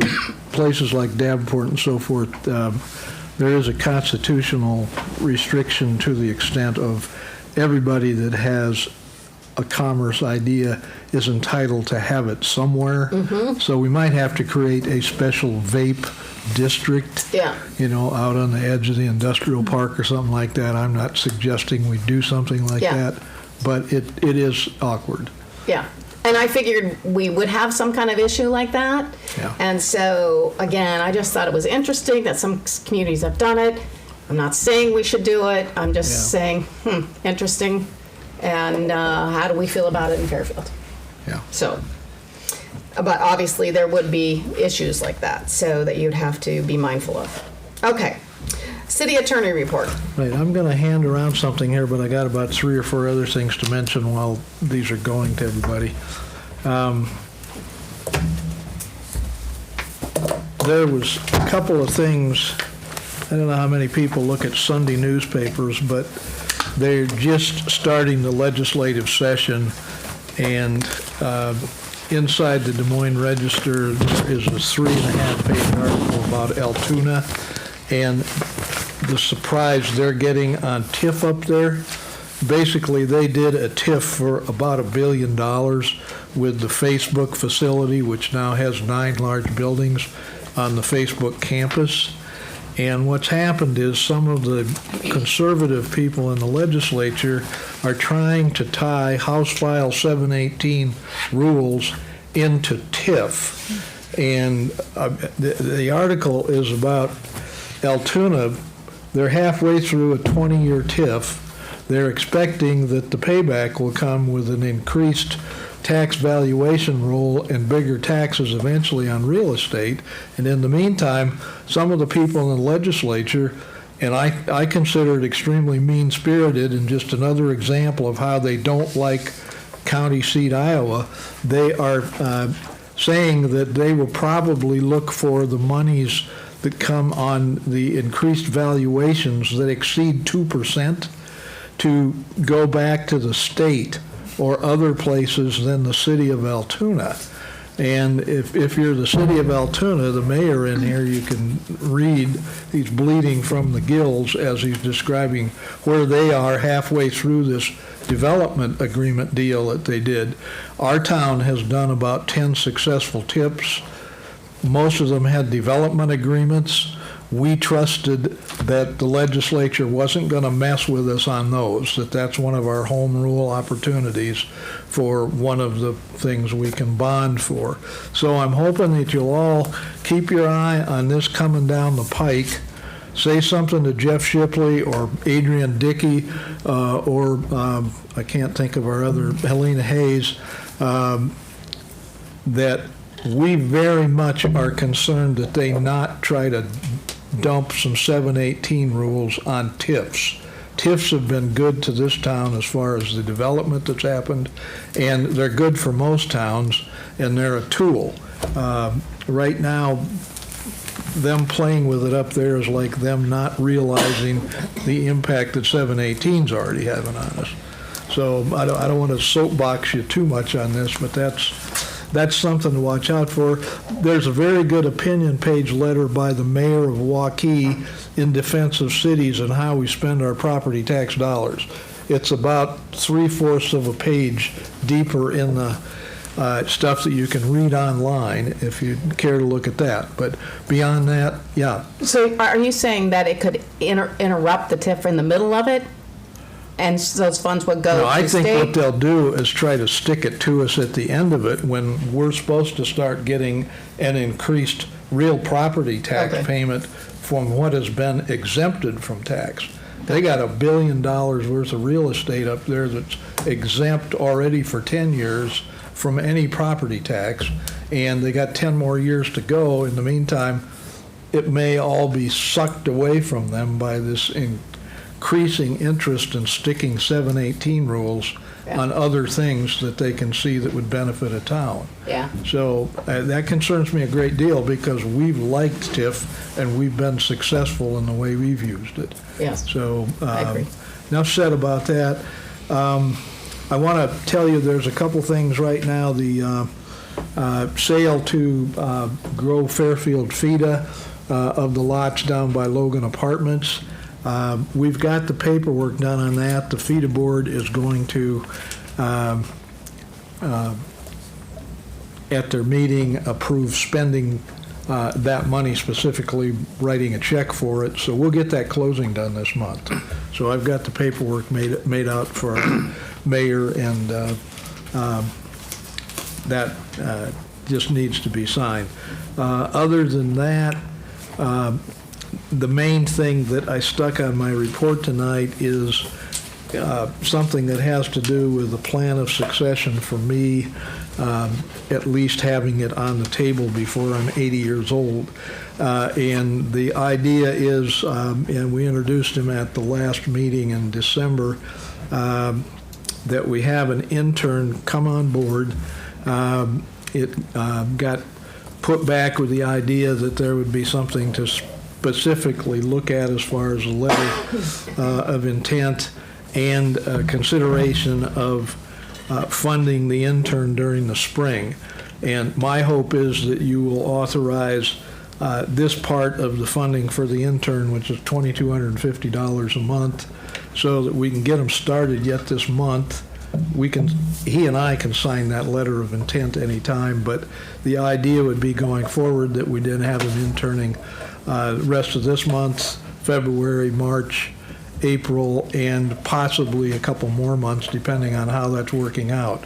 And I want him to have plenty of time to have meetings with both Personnel Committee and Ways and Means Committee, which have been requested in a past intern situation, and also to formulate a more detailed job description, probably the format of the letter of understanding that's 4 pages of things with myself, and I'll be mentoring him, basically taking him around to different meetings, committee meetings, the courtroom, and I'm confident that he's a fast study, but I also feel that it's going to take him some time to appreciate each of the areas that come up as far as municipal law.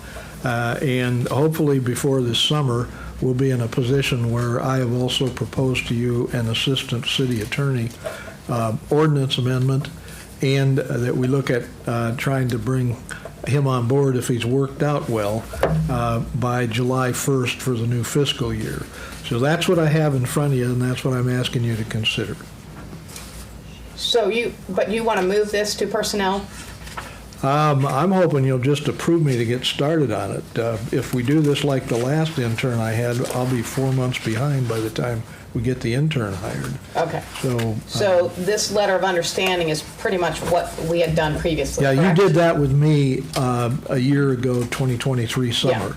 Yeah. The letter of intent with Shane is intended to begin right now and move through the spring so that we have a pretty good idea that this is working. In the meantime, he can come to any of the committee meetings that you want him to come to. We can talk over details as far as paperwork and so forth, but hopefully by this summer, July 1st, new fiscal year, we have something to point to as far as an assistant position rather than an intern position. So that's my goal. Okay, so you want this approved, but we would have to put new dates in here. Right. I'm not sure what the dates are. Yeah, these are from 23. No, that's my letter of understanding. The June 2023 and July 2023. The front page is the letter of intent. That's right now. Yeah, we're not approving the second document. The first one's the letter of intent. This right there. Right. Okay, I'm just trying to get clarified what you want tonight. Somehow I'm confused. All right. So you want the letter, you're okay with the council to approve this letter of Yeah. intent to go forward? The That's what letter you're of asking. intent has a date from December. That's supposed to be the December 16th meeting when it was first mentioned in the study session. But it talks about January 15 going forward and into the spring as far as the intern months. And then it basically goes down through April at least, and possibly an additional 60 days. By June, expectation would be that there is a formalization of the work responsibilities.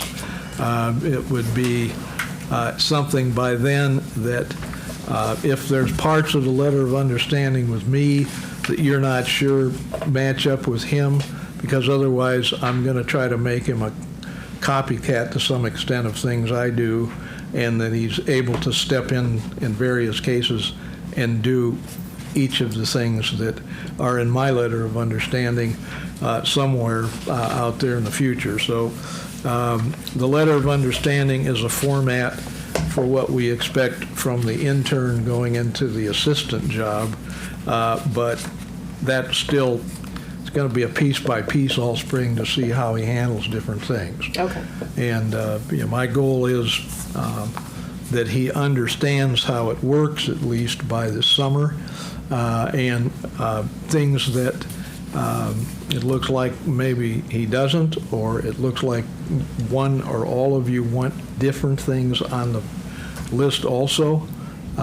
We're going to be listening closely, because the idea is that he'll be doing part of this work going forward, and the idea would be that you come to be comfortable with him.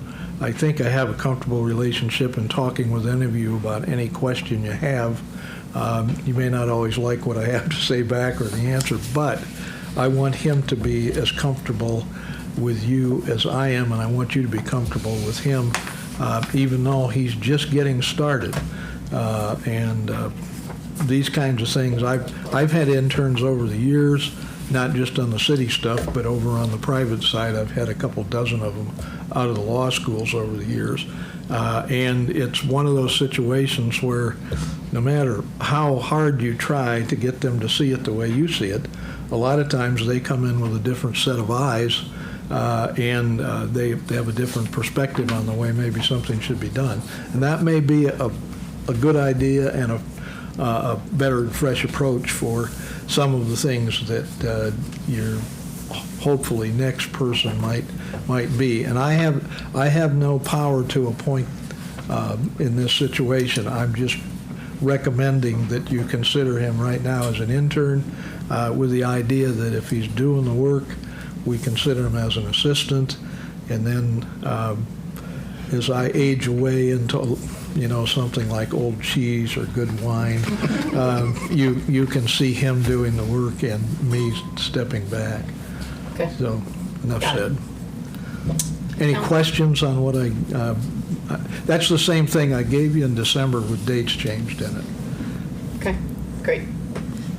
Is there a motion? So moved. Moved by Gandy, I'll second that. second by Esty. Pardon me? Nothing. Just want to get Paul. He said lawyers. That's what he said. Oh, yeah. So And the proud of it. motion is to move forward with this letter of intent for them to sign it. Any discussion? Hearing none, please call the roll. Gandy? Yes. Esti? Yes. Flournoy? Yes. Toohill? Yes. Ham? Yes? Rowe? Yes. Kness? Yes. Great, thank you. That was approved unanimously. Thank you for that. I've only got one more thing, Your Honor, and then I'll shut up. Not next, well, let's see, it will be next week. The 21st, there's going to be a Board of Adjustment meeting, and it's got about 11 special of exception requests for the remake of what I call the old Coast to Coast building over there, but it's Najib Dawaji's Suda development of the 3-story building over there into apartments and condos. And the requests being made to the Board of Adjustment are so some of the room sizes and things in that building that are going to be part of apartments or condos will work under our zoning as special exceptions. I've reviewed it with Dawn in planning and zoning to the extent that I don't see a reason for the city to be objecting to those, except they are not the way the code is worded, room by room over in that building. But that's what special exceptions are part of our Board of Adjustments powers for. The other problem we have over there too, and it's something that we probably ought to put in one of our study sessions coming up, is the town, even though we have various places that have condominium regimes, and we've got some whole building complexes like down on East Low, a couple other places around town where there are condos, but they're not condos under our city ordinance because we don't have a condominium ordinance. But other towns have condominium regimes that include apartments and condos upstairs in business buildings. That's a possibility in this town. We've had other people do condominium development in some of our buildings, but they use the state code and borrow parts of it so that they do notices to us and so forth. And I've seen this in a couple of the surrounding towns. Keosauqua has some upstairs in business building condos, and they don't have a condominium regime ordinance either. But what I'd like to do is make that one of our topics on one of our next couple of study session, work sessions for a Saturday. And I'll bring you something on how it could look, but right now I think it's something that we will have more requests for going forward. And we've got some nice old buildings that probably lend themselves to more of this as far as residential upstairs kinds of arrangements. So enough said. That's. Okay. I just wanted to bring it to your attention. Okay, so noted. Committee and board reports.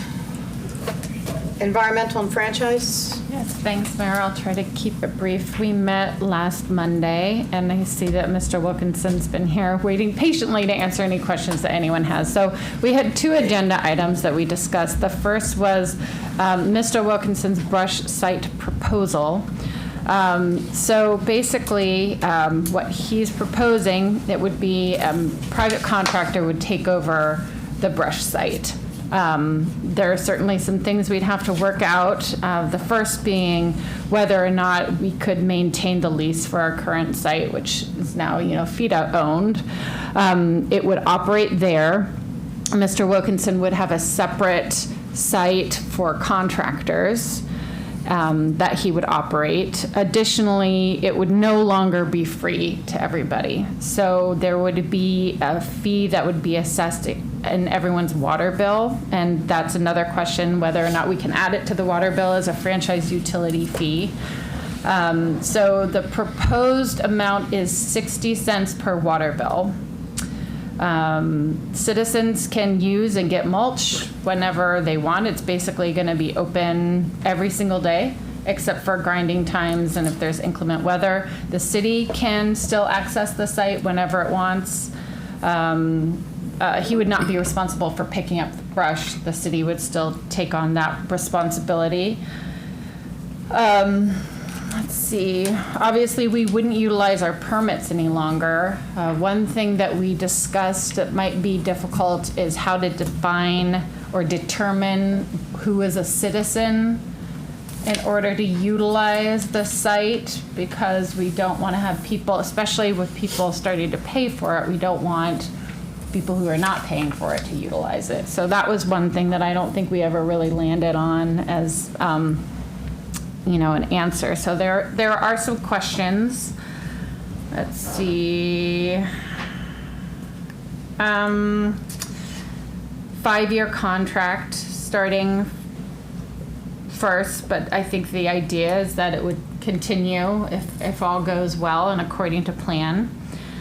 So we discussed it amongst ourselves, and we wanted to move forward, but we wanted to refer it to Ways and Means to see if we could cover up to half of the cost of that annual, of the annual cost, which is $34,000 and $34,200, which is the approximate cost if we add that 60 cents to everyone's water bill.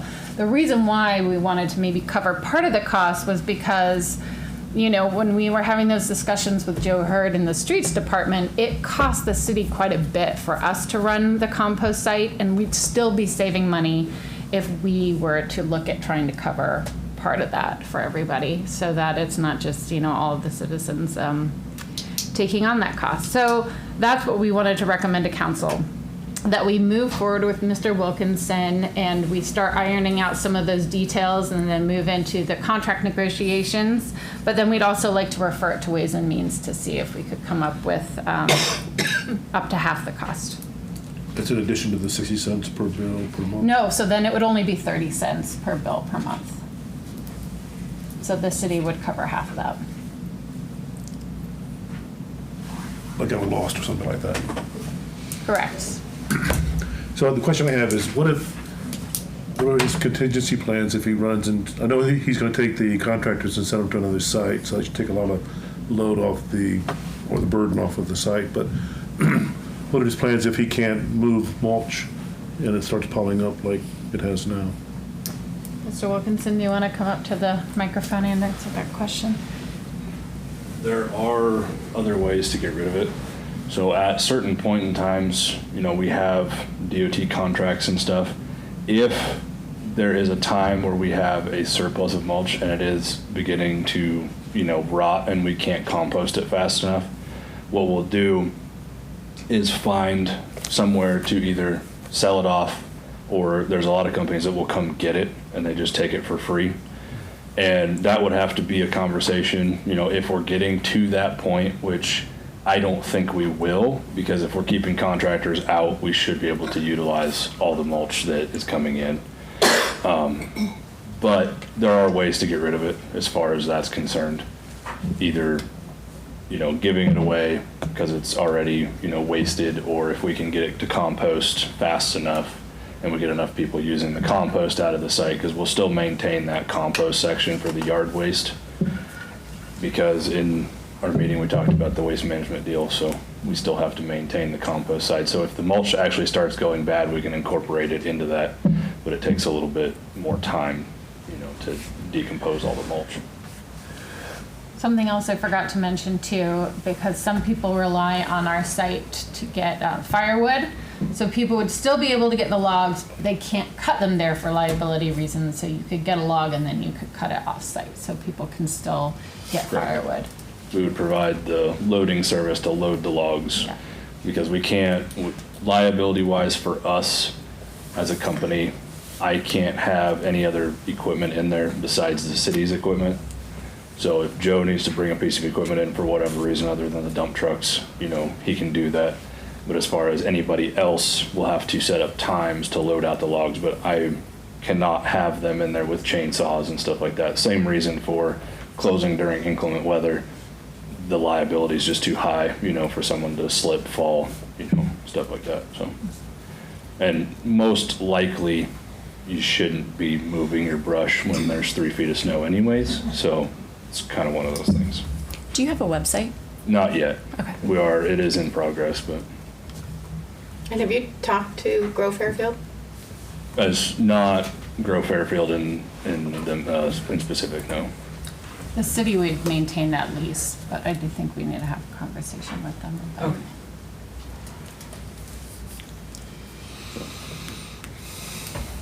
Well, so I would make a motion to move forward with the negotiations. Obviously, as I mentioned, there are still some questions out there, but I would also like to refer it to Ways and Means to see if we could cover up to half the cost. Okay, is there a second? Is that one motion? Can't I make one motion? Do I have to do two? Okay, so how about this? Can I do a compound? It's a compound motion. They can't go two different directions. That's what I was told by the. So I would first refer to Ways and Means the question of whether or not we could cover up to half of the cost, either through lost or, yeah. So Ways and Means can maybe work their magic and see if there's a place that we could get the money out of. That's Okay. my first motion. Second. Okay. Moved by Essie, second by Flournoy to move the finance part of it, see if they can do half to Ways and Means. Just a quick question, why not just put it all on the utility? We can talk about that at Ways and Means, I guess. Well, my rationale, again, is that the city is saving money by not operating it, and we're saving quite a bit of money. And so I thought to kind of like offset the cost to each individual, I just thought it would be nice. More aggressive though. It'd be a nice thing to do. That's Isn't why. it? Well, and I just so you know, I did have a comment from one citizen that said, hey, there's going to be people that don't use it at all. Yep. And to get charged 60 cents every month, even though that's not a lot, hey, they're getting charged for something they don't use. So just a comment. Isn't We Joe's do that all the budget? time. Yeah. We did discuss that in the meeting too. Yep. Isn't Joe's budget entirely road use tax fund dollars? Yes. So, yeah, I mean, I money- guess the he'll money have can't go back time, in there. right? He'll have the time not spent that we'll be saving, but ultimately, the citizens aren't paying for it today, other than by buying gas. And Well, and our new program, which is the permits. Right. So people Which are is more paying for it, expensive, 'cause which one is time you have way to more pay. expensive, yeah. Yeah. Okay, so is there any other discussion or questions? All those in favor say aye to move this to Ways and Means. Aye. Any opposed? Same sign? Okay. That motion's carried to move to Ways and Means. I'd like to make a second motion where I would recommend that we, I guess, move forward with these discussions between, right now it's Environmental Franchise and Utilities Committee and Mr. Wilkinson, and kind of start to address some of these outstanding questions that we will need to address before moving to contract negotiation. Okay. So it's moved to continue discussions with Mr. Wilkinson on details on what this would look like. Is there a second to that? Second. Second Yeah. by Gandy. Yeah.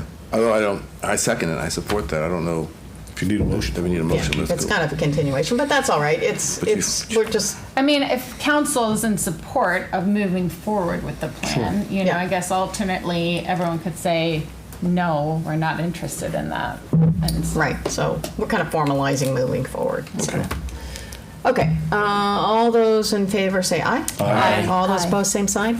Okay, we're moving forward on this contract. Details. So, potentially. and then we did discuss one other thing. Of course, it came up earlier this evening regarding waste management contract discussion. We were only talking about bin size. So Waste Management provided us with 4 different options. Everybody gets the 96, or everybody gets the 65, or people in the HOAs only get the 65, everyone else gets the 96, or we have the default is the 96, and then everybody gets to determine which bin they would like. If they don't choose one, then they get the 96.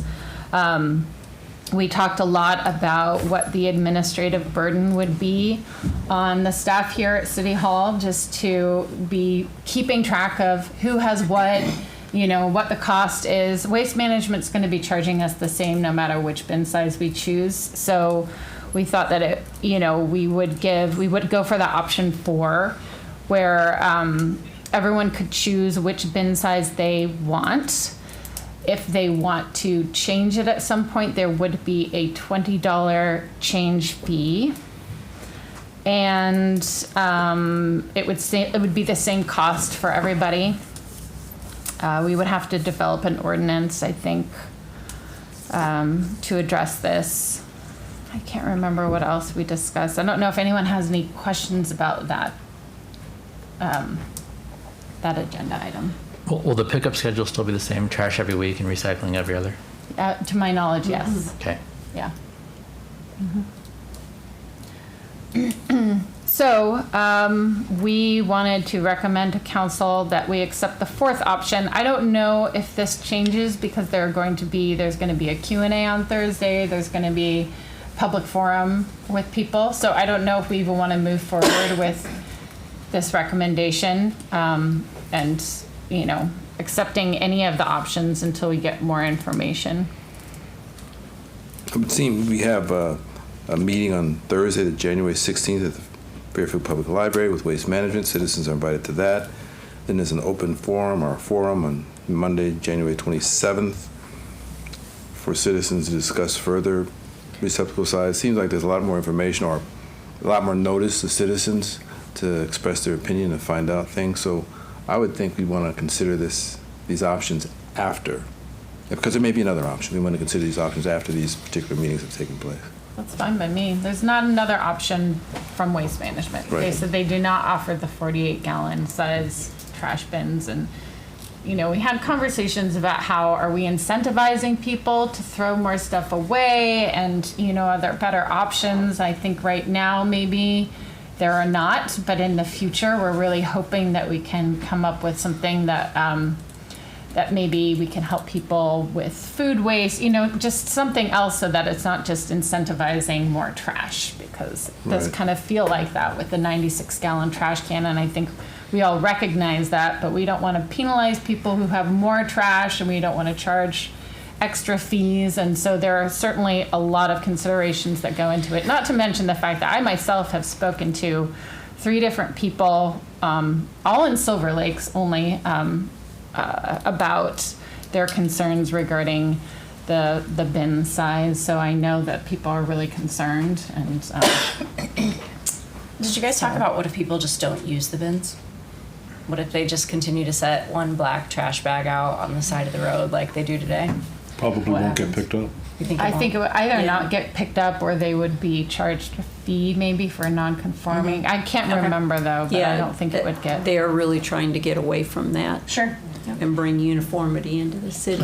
I know right now you're allowed 2 bins, and anything in addition to that you have to buy a tag for. Will that continue if they can't fit it in a bin? Can Yes. they still purchase a tag? Yeah. And put more out? Okay. Yeah, and I do think that there might be a way to talk to people about, like I was saying earlier, if you just have one trash bag, can you talk to your neighbor and put it in their bin? I mean, I do think that there's some options out there for That's what I people. intend to do. What? That's what I intend to do. I mean, I'm not going to ask though. I'm just going to take oh well, okay. You're quiet, Neighbors is that don't right? notice. No. But I mean, I think that there are some options for people who don't generate that much trash, and maybe people can band together, or neighborhoods. So whatever. It may be on the other side of these meetings, these will be the very same options we have. I think right? so. Yeah. But that's okay. But, So let's probably plan to be on the next agenda. Wasn't that sort of the plan? So and After a public forum. Yeah. Okay. And if for some reason we need to change it, So we'll we have can all at 4 that time. contracts. We'll have all 4 contracts on the next agenda, and we'll pick the one we want. Well, there are just 4 options. Yeah. Oh. So Are we we'll gonna approve try to the con- finalize we're the approving the option we contract? want. I don't think we're there yet. Are we approving the contract now? I mean, my understanding is right now we're just working on the bin size, and then we need to go towards approving Okay. the contract. Is this the last holdout? For This the is the last holdout, and I think that probably council would be wise to decide now of option 1, 2, 3, or 4. I don't think anybody's discussed that, and then they're drafting the next contract based on, I would assume that Eamon's watching us right now, and drafting that next contract, and then when he's here on Thursday, then he'll have some more understanding, and they will continually massage that contract until we get close. And then after the last public forum that we have, we can put it in, and as we tend to do, we like this contract, but this is the last change that we'd like to see made, and then we approve it. Okay, so you do want to try to make that decision tonight, where we think we're going, sounds like. I think that would be helpful. Well, what's the Which purpose of these decision? two meetings that are coming up, January 16th and January 27th? Public information About choices we've already made? about choices that we've made. Well, and I think Elizabeth made a good point, you know, like, if we can get out into the community, you know, like a group shared trash can idea rather than it's just me that I have to worry about, I think that could be a good purpose of those meetings as well. It could be also to the point that the individual that spoke earlier of, Right. I just need a dumpster. Yeah, I They just could- looked, Silver Lakes has 2 HOA-owned driveways in that subdivision. They could contract with Connolly's and just put a dumpster in there, or But Waste Management. They are still gonna get charged trash and recycle. That's the choice that they're going to know make. that, yeah. Yeah. So I think option 4, to me, is the most flexible Yes. for people. I agree. And What's the value of deciding that tonight? What are we gaining by tonight and not 2 weeks from now? So the reason why the decision needs to be made is they are going to have to order almost 4,000 dumpsters to be in place, and that's going to take a minute. 4,000 dumpsters. These Trash carts. Trash carts. Okay. Wow. Yeah, Trash carts. dumpsters. They're going to have to order 4,000 trash carts. Right. And they have to know how many of the 96, how many of the 65. I understand. And it's going to take a while. But my question is today versus 2 weeks from today. The contract goes until the June.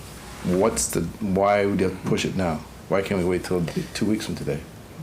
Is Well, there a reason? the motion in December was to address it at the January 27th. We are meeting. addressing it. So I think we should address it at that meeting. Okay, January 27th. But if we were to decide tonight, the only fair option we could pick would be number 4, because that gives everybody a choice. But we don't have to decide it tonight. No, we don't have to decide. There's no We're time not going to pressure. have more options in Right. 2 weeks. We're convinced. There's not a better option than There is option not 4. a better option on the table at this time. And I've been telling people that we'll decide on the 27th after a public hearing. So I think we should so, keep that promise. okay, that's fine, but the recommendation from the committee is your option 4, just so you know that. Yes. Whether or not you vote on it tonight, that's up to you, but that's what they're recommending. So, Doug, they're not gonna order those 4,000 dumpsters prior to next 2 weeks. No. So, I mean, we can make that our option and then, Right. because it just encompasses basically the first 3 anyway, so, Right. okay. And we So it will doesn't have make a to be difference. sending out, and I don't know if Waste Management's going to be doing it or the city, sending out some kind of mailing, letting people know what their options are so that they can make that choice before we order them. That's Right. the other thing that we have to do, the data collection. We actually have to give them, citizens, time to pick, and then we have to tally those numbers, send them to Waste Management so they can determine how many of which, so they could get them ordered, and then it's going to take a long time from point A to point B. The way that you guys did the lead questionnaire on Google Docs, I think would be a good way to do that. May I ask a question? Did you guys decide whether it's up to the property owner or the account holder? Property owner. Okay, so if there's an apartment building with 3 apartments, Yeah. then it'll be up to the property owner. Yeah, and we chose that just because, you know, if it's a rental, there are people moving in and out. We don't want to have change orders like every other day. You know, obviously that's hyperbole, but you know, we thought that if it were up to the property owner, then maybe we'd have fewer changes. Okay, so.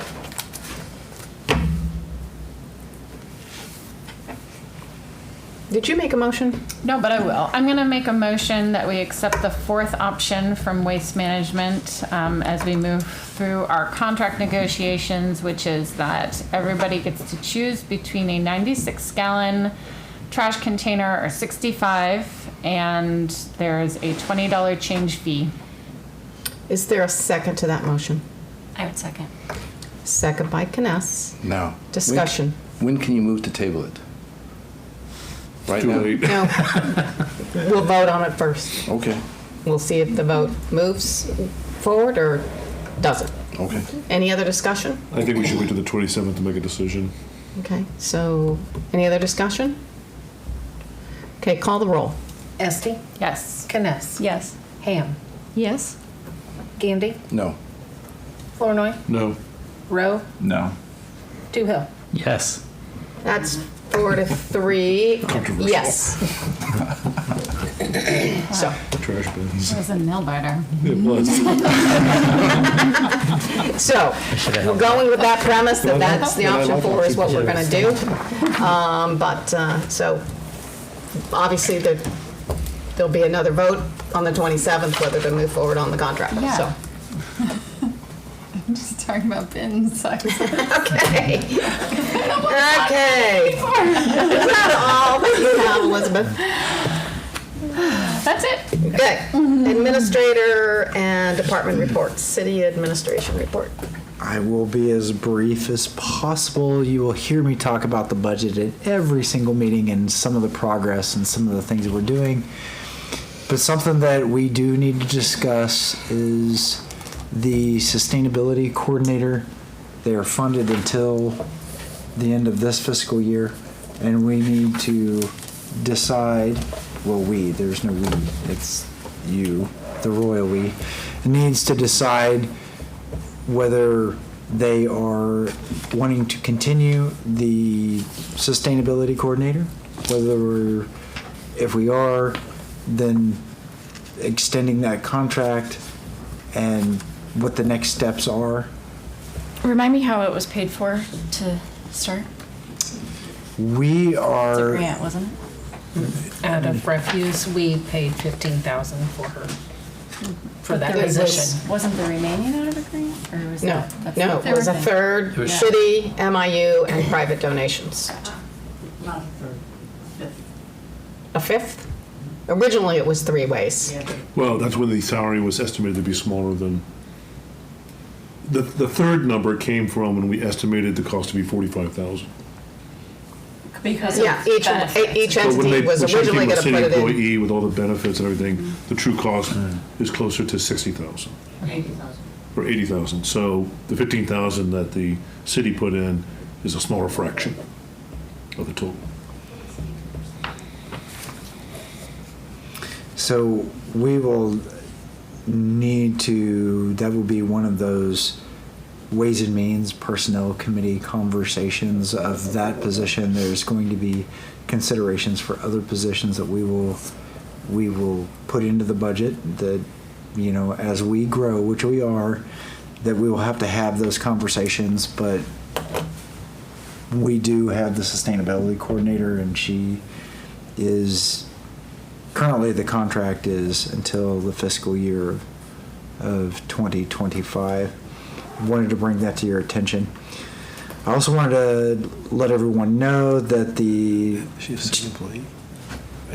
Chamber of Commerce will host an incentive presentation, public library presentation at the public library on January 29th from 6:30 p.m. to 8 o'clock p.m. We just got the results back from 405 South D Street that there is no asbestos, and it is up to the council, at the council's discretion, of whether we move forward with the demolition of that property.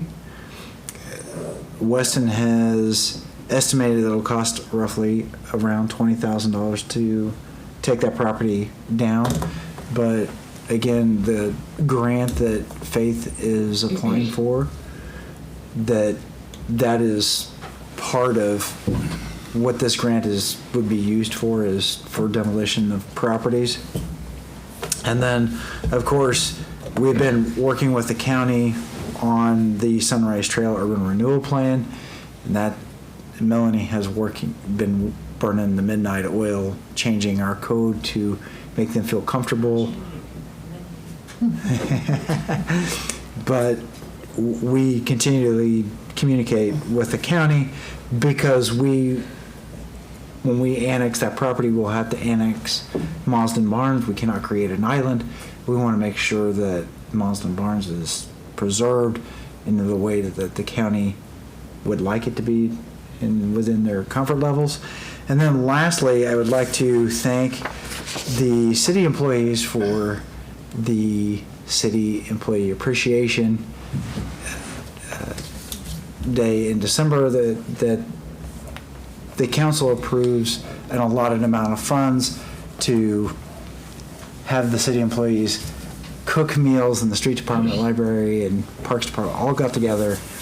And we want to celebrate our city employees, but we also have to be careful about how city funds are spent and appreciate those that showed up and gave them thanks. They work really hard. We've been fortunate this year that we have not had a major snowstorm like has been south of us. And I just want to say good job to all the hardworking employees that we have. And we'll see them again next year, but keep on keeping on. Great. I have one question regarding 405 South D. If we pay for that demolition, can the owner's wages be garnished for recovery? After we would have a judgment for recovery of the demolition costs, which are part of what's up in the court right now,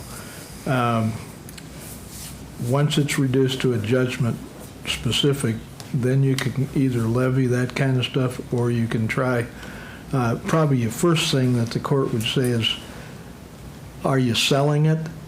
I think that is an infill lot, probably would be $10,000 to $15,000 lot. It's only a half block from a school, and if it's cleared, it's probably a nice lot. It's in a neighborhood where the lots aren't very wide, but you could put something in there. One of the houses like they've got out on North 12th Street would probably fit right in, or what we're planning on with FIDA down on South 6th Street would probably fit right in if it's cleared and there's no other problems with that site. But the house is already partly taken apart. During the course of this, when we thought the owner was going to do some of this himself, the back porch started collapsing and they pulled the rest of that down. So there's parts of the house that aren't there anymore. But it's if you have somebody interested in buying it for an infill lot and we still have some leftover costs, we could still have the rest of that as a judgment to levy on. And then no guarantees you're getting anything out of the owner. The owner's been promising things for the last year and a half and never delivering. So. But are you saying you could garnish wages? You could garnish if there's wages to garnish. Right. Okay. I'm That's not what I promising you there's a job in his future, I guess is what it amounts to. It hasn't been in the past. Okay. That's what I wondered. Okay. With that, I think that's it. Melanie doesn't have anything? Were you going to mention the resolution for the barns? I was not going to. I'll let you do that. With our discussions with the county, one of the things that we'll bring at the next council meeting would be a resolution of support. We know that the council can't tie the hands of any future councils, but I think the whole council has the same things in mind that Doug and I have been talking to the county about, and that is we do want to preserve Marsden Barns the way that they are. And so we would be looking for a letter of support from the council to continue to preserve that. That way future councils as well as the county has that resolution of support. moving forward with any annexation of that land so that we are on the same page. I think we all are on the same page, but just getting that in a resolution, I think will aid in moving forward with the ordinance that Doug said I've been working on. Still has to go to planning and zoning and come back to you guys. But that will be something that we'll bring at the next meeting. It kind of came up at the last minute today, but we'll bring that at the next meeting. Okay, great, thank you. That ordinance that Melanie's working on, I've been back and forth with her on it too, and it will create the area that the county's worried about, an ag zone, and some areas of town are in ag zones that are sort of protected also.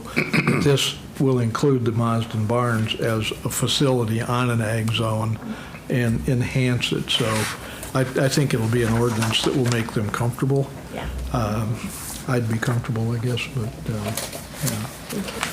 Okay. Mel, while you're there, can I buzz one more thing in here? I'm trying to figure out a way for us to do a piece of housekeeping. Mel knows about it. Last fall, in late October, we approved an alley swap up on North 4th Street. And there's a 16-foot, a 16-and-a-half-foot strip, and there's another strip right beside it. And in the resolution about it, we got it reversed. The deeds, there's a dedication deed and a quitclaim deed. The dedication deed will come for the benefit of the city. The quitclaim deed will be the city doing the other part of the swap. Mel and I have gone over the descriptions, but the attorney on the other side, looking at it also, we've been having communication and so forth. What my question is, I would like to avoid having to put that in the newspaper again and having the next couple of months of council meetings have that on the agenda for a housekeeping matter. I think it would be permissible parliamentary-wise to ask you to reconsider the resolution just to singularly go in and correct the reversed description and then move forward with everything else that's prepared with the corrected description. If the council's amenable to that, we'll bring you a motion and make it into a parliamentary move instead of 2 newspaper publications and 2 agenda items, just to get that done with the descriptions. Does that sound okay to the council as far as what I've described? Because I think it's a correct parliamentary procedure. There is, depending on which book of rules of order you read, one of them says something about you can only reconsider at a meeting or 2 afterwards. Our meetings after that were the month of November when we sorted out the descriptions, and then we only had 1 meeting in December. So I think that might excuse us from that. Plus there's 2 other rules books that don't get that strict with you. So anyway. And I will say our public hearing notices were actually correct because they were more generic. It was just actually the deeds attached to the resolutions that got switched to the public. The notice to the public was correct. Yeah, so I think it truly is just a housekeeping thing. Everybody's going to end up with what they expected to get out of the resolution for the swap, and we had the right language in the resolution. So don't want to pull a fast one, just if we can. I want to do a quicker one than taking 2 months to do this if we don't need to, and 2 more newspaper entries. Okay. All kinds of stuff to look forward to at your next meeting. Just eat before you come. Okay, great. All right, so no more. So with that, I'll take a motion to adjourn. So moved. Moved by Toohill. Second. Second by Kness. All those in favor say aye. Aye. All those opposed, same sign. Thank you. Meeting adjourned. I always want to say motion adjourned.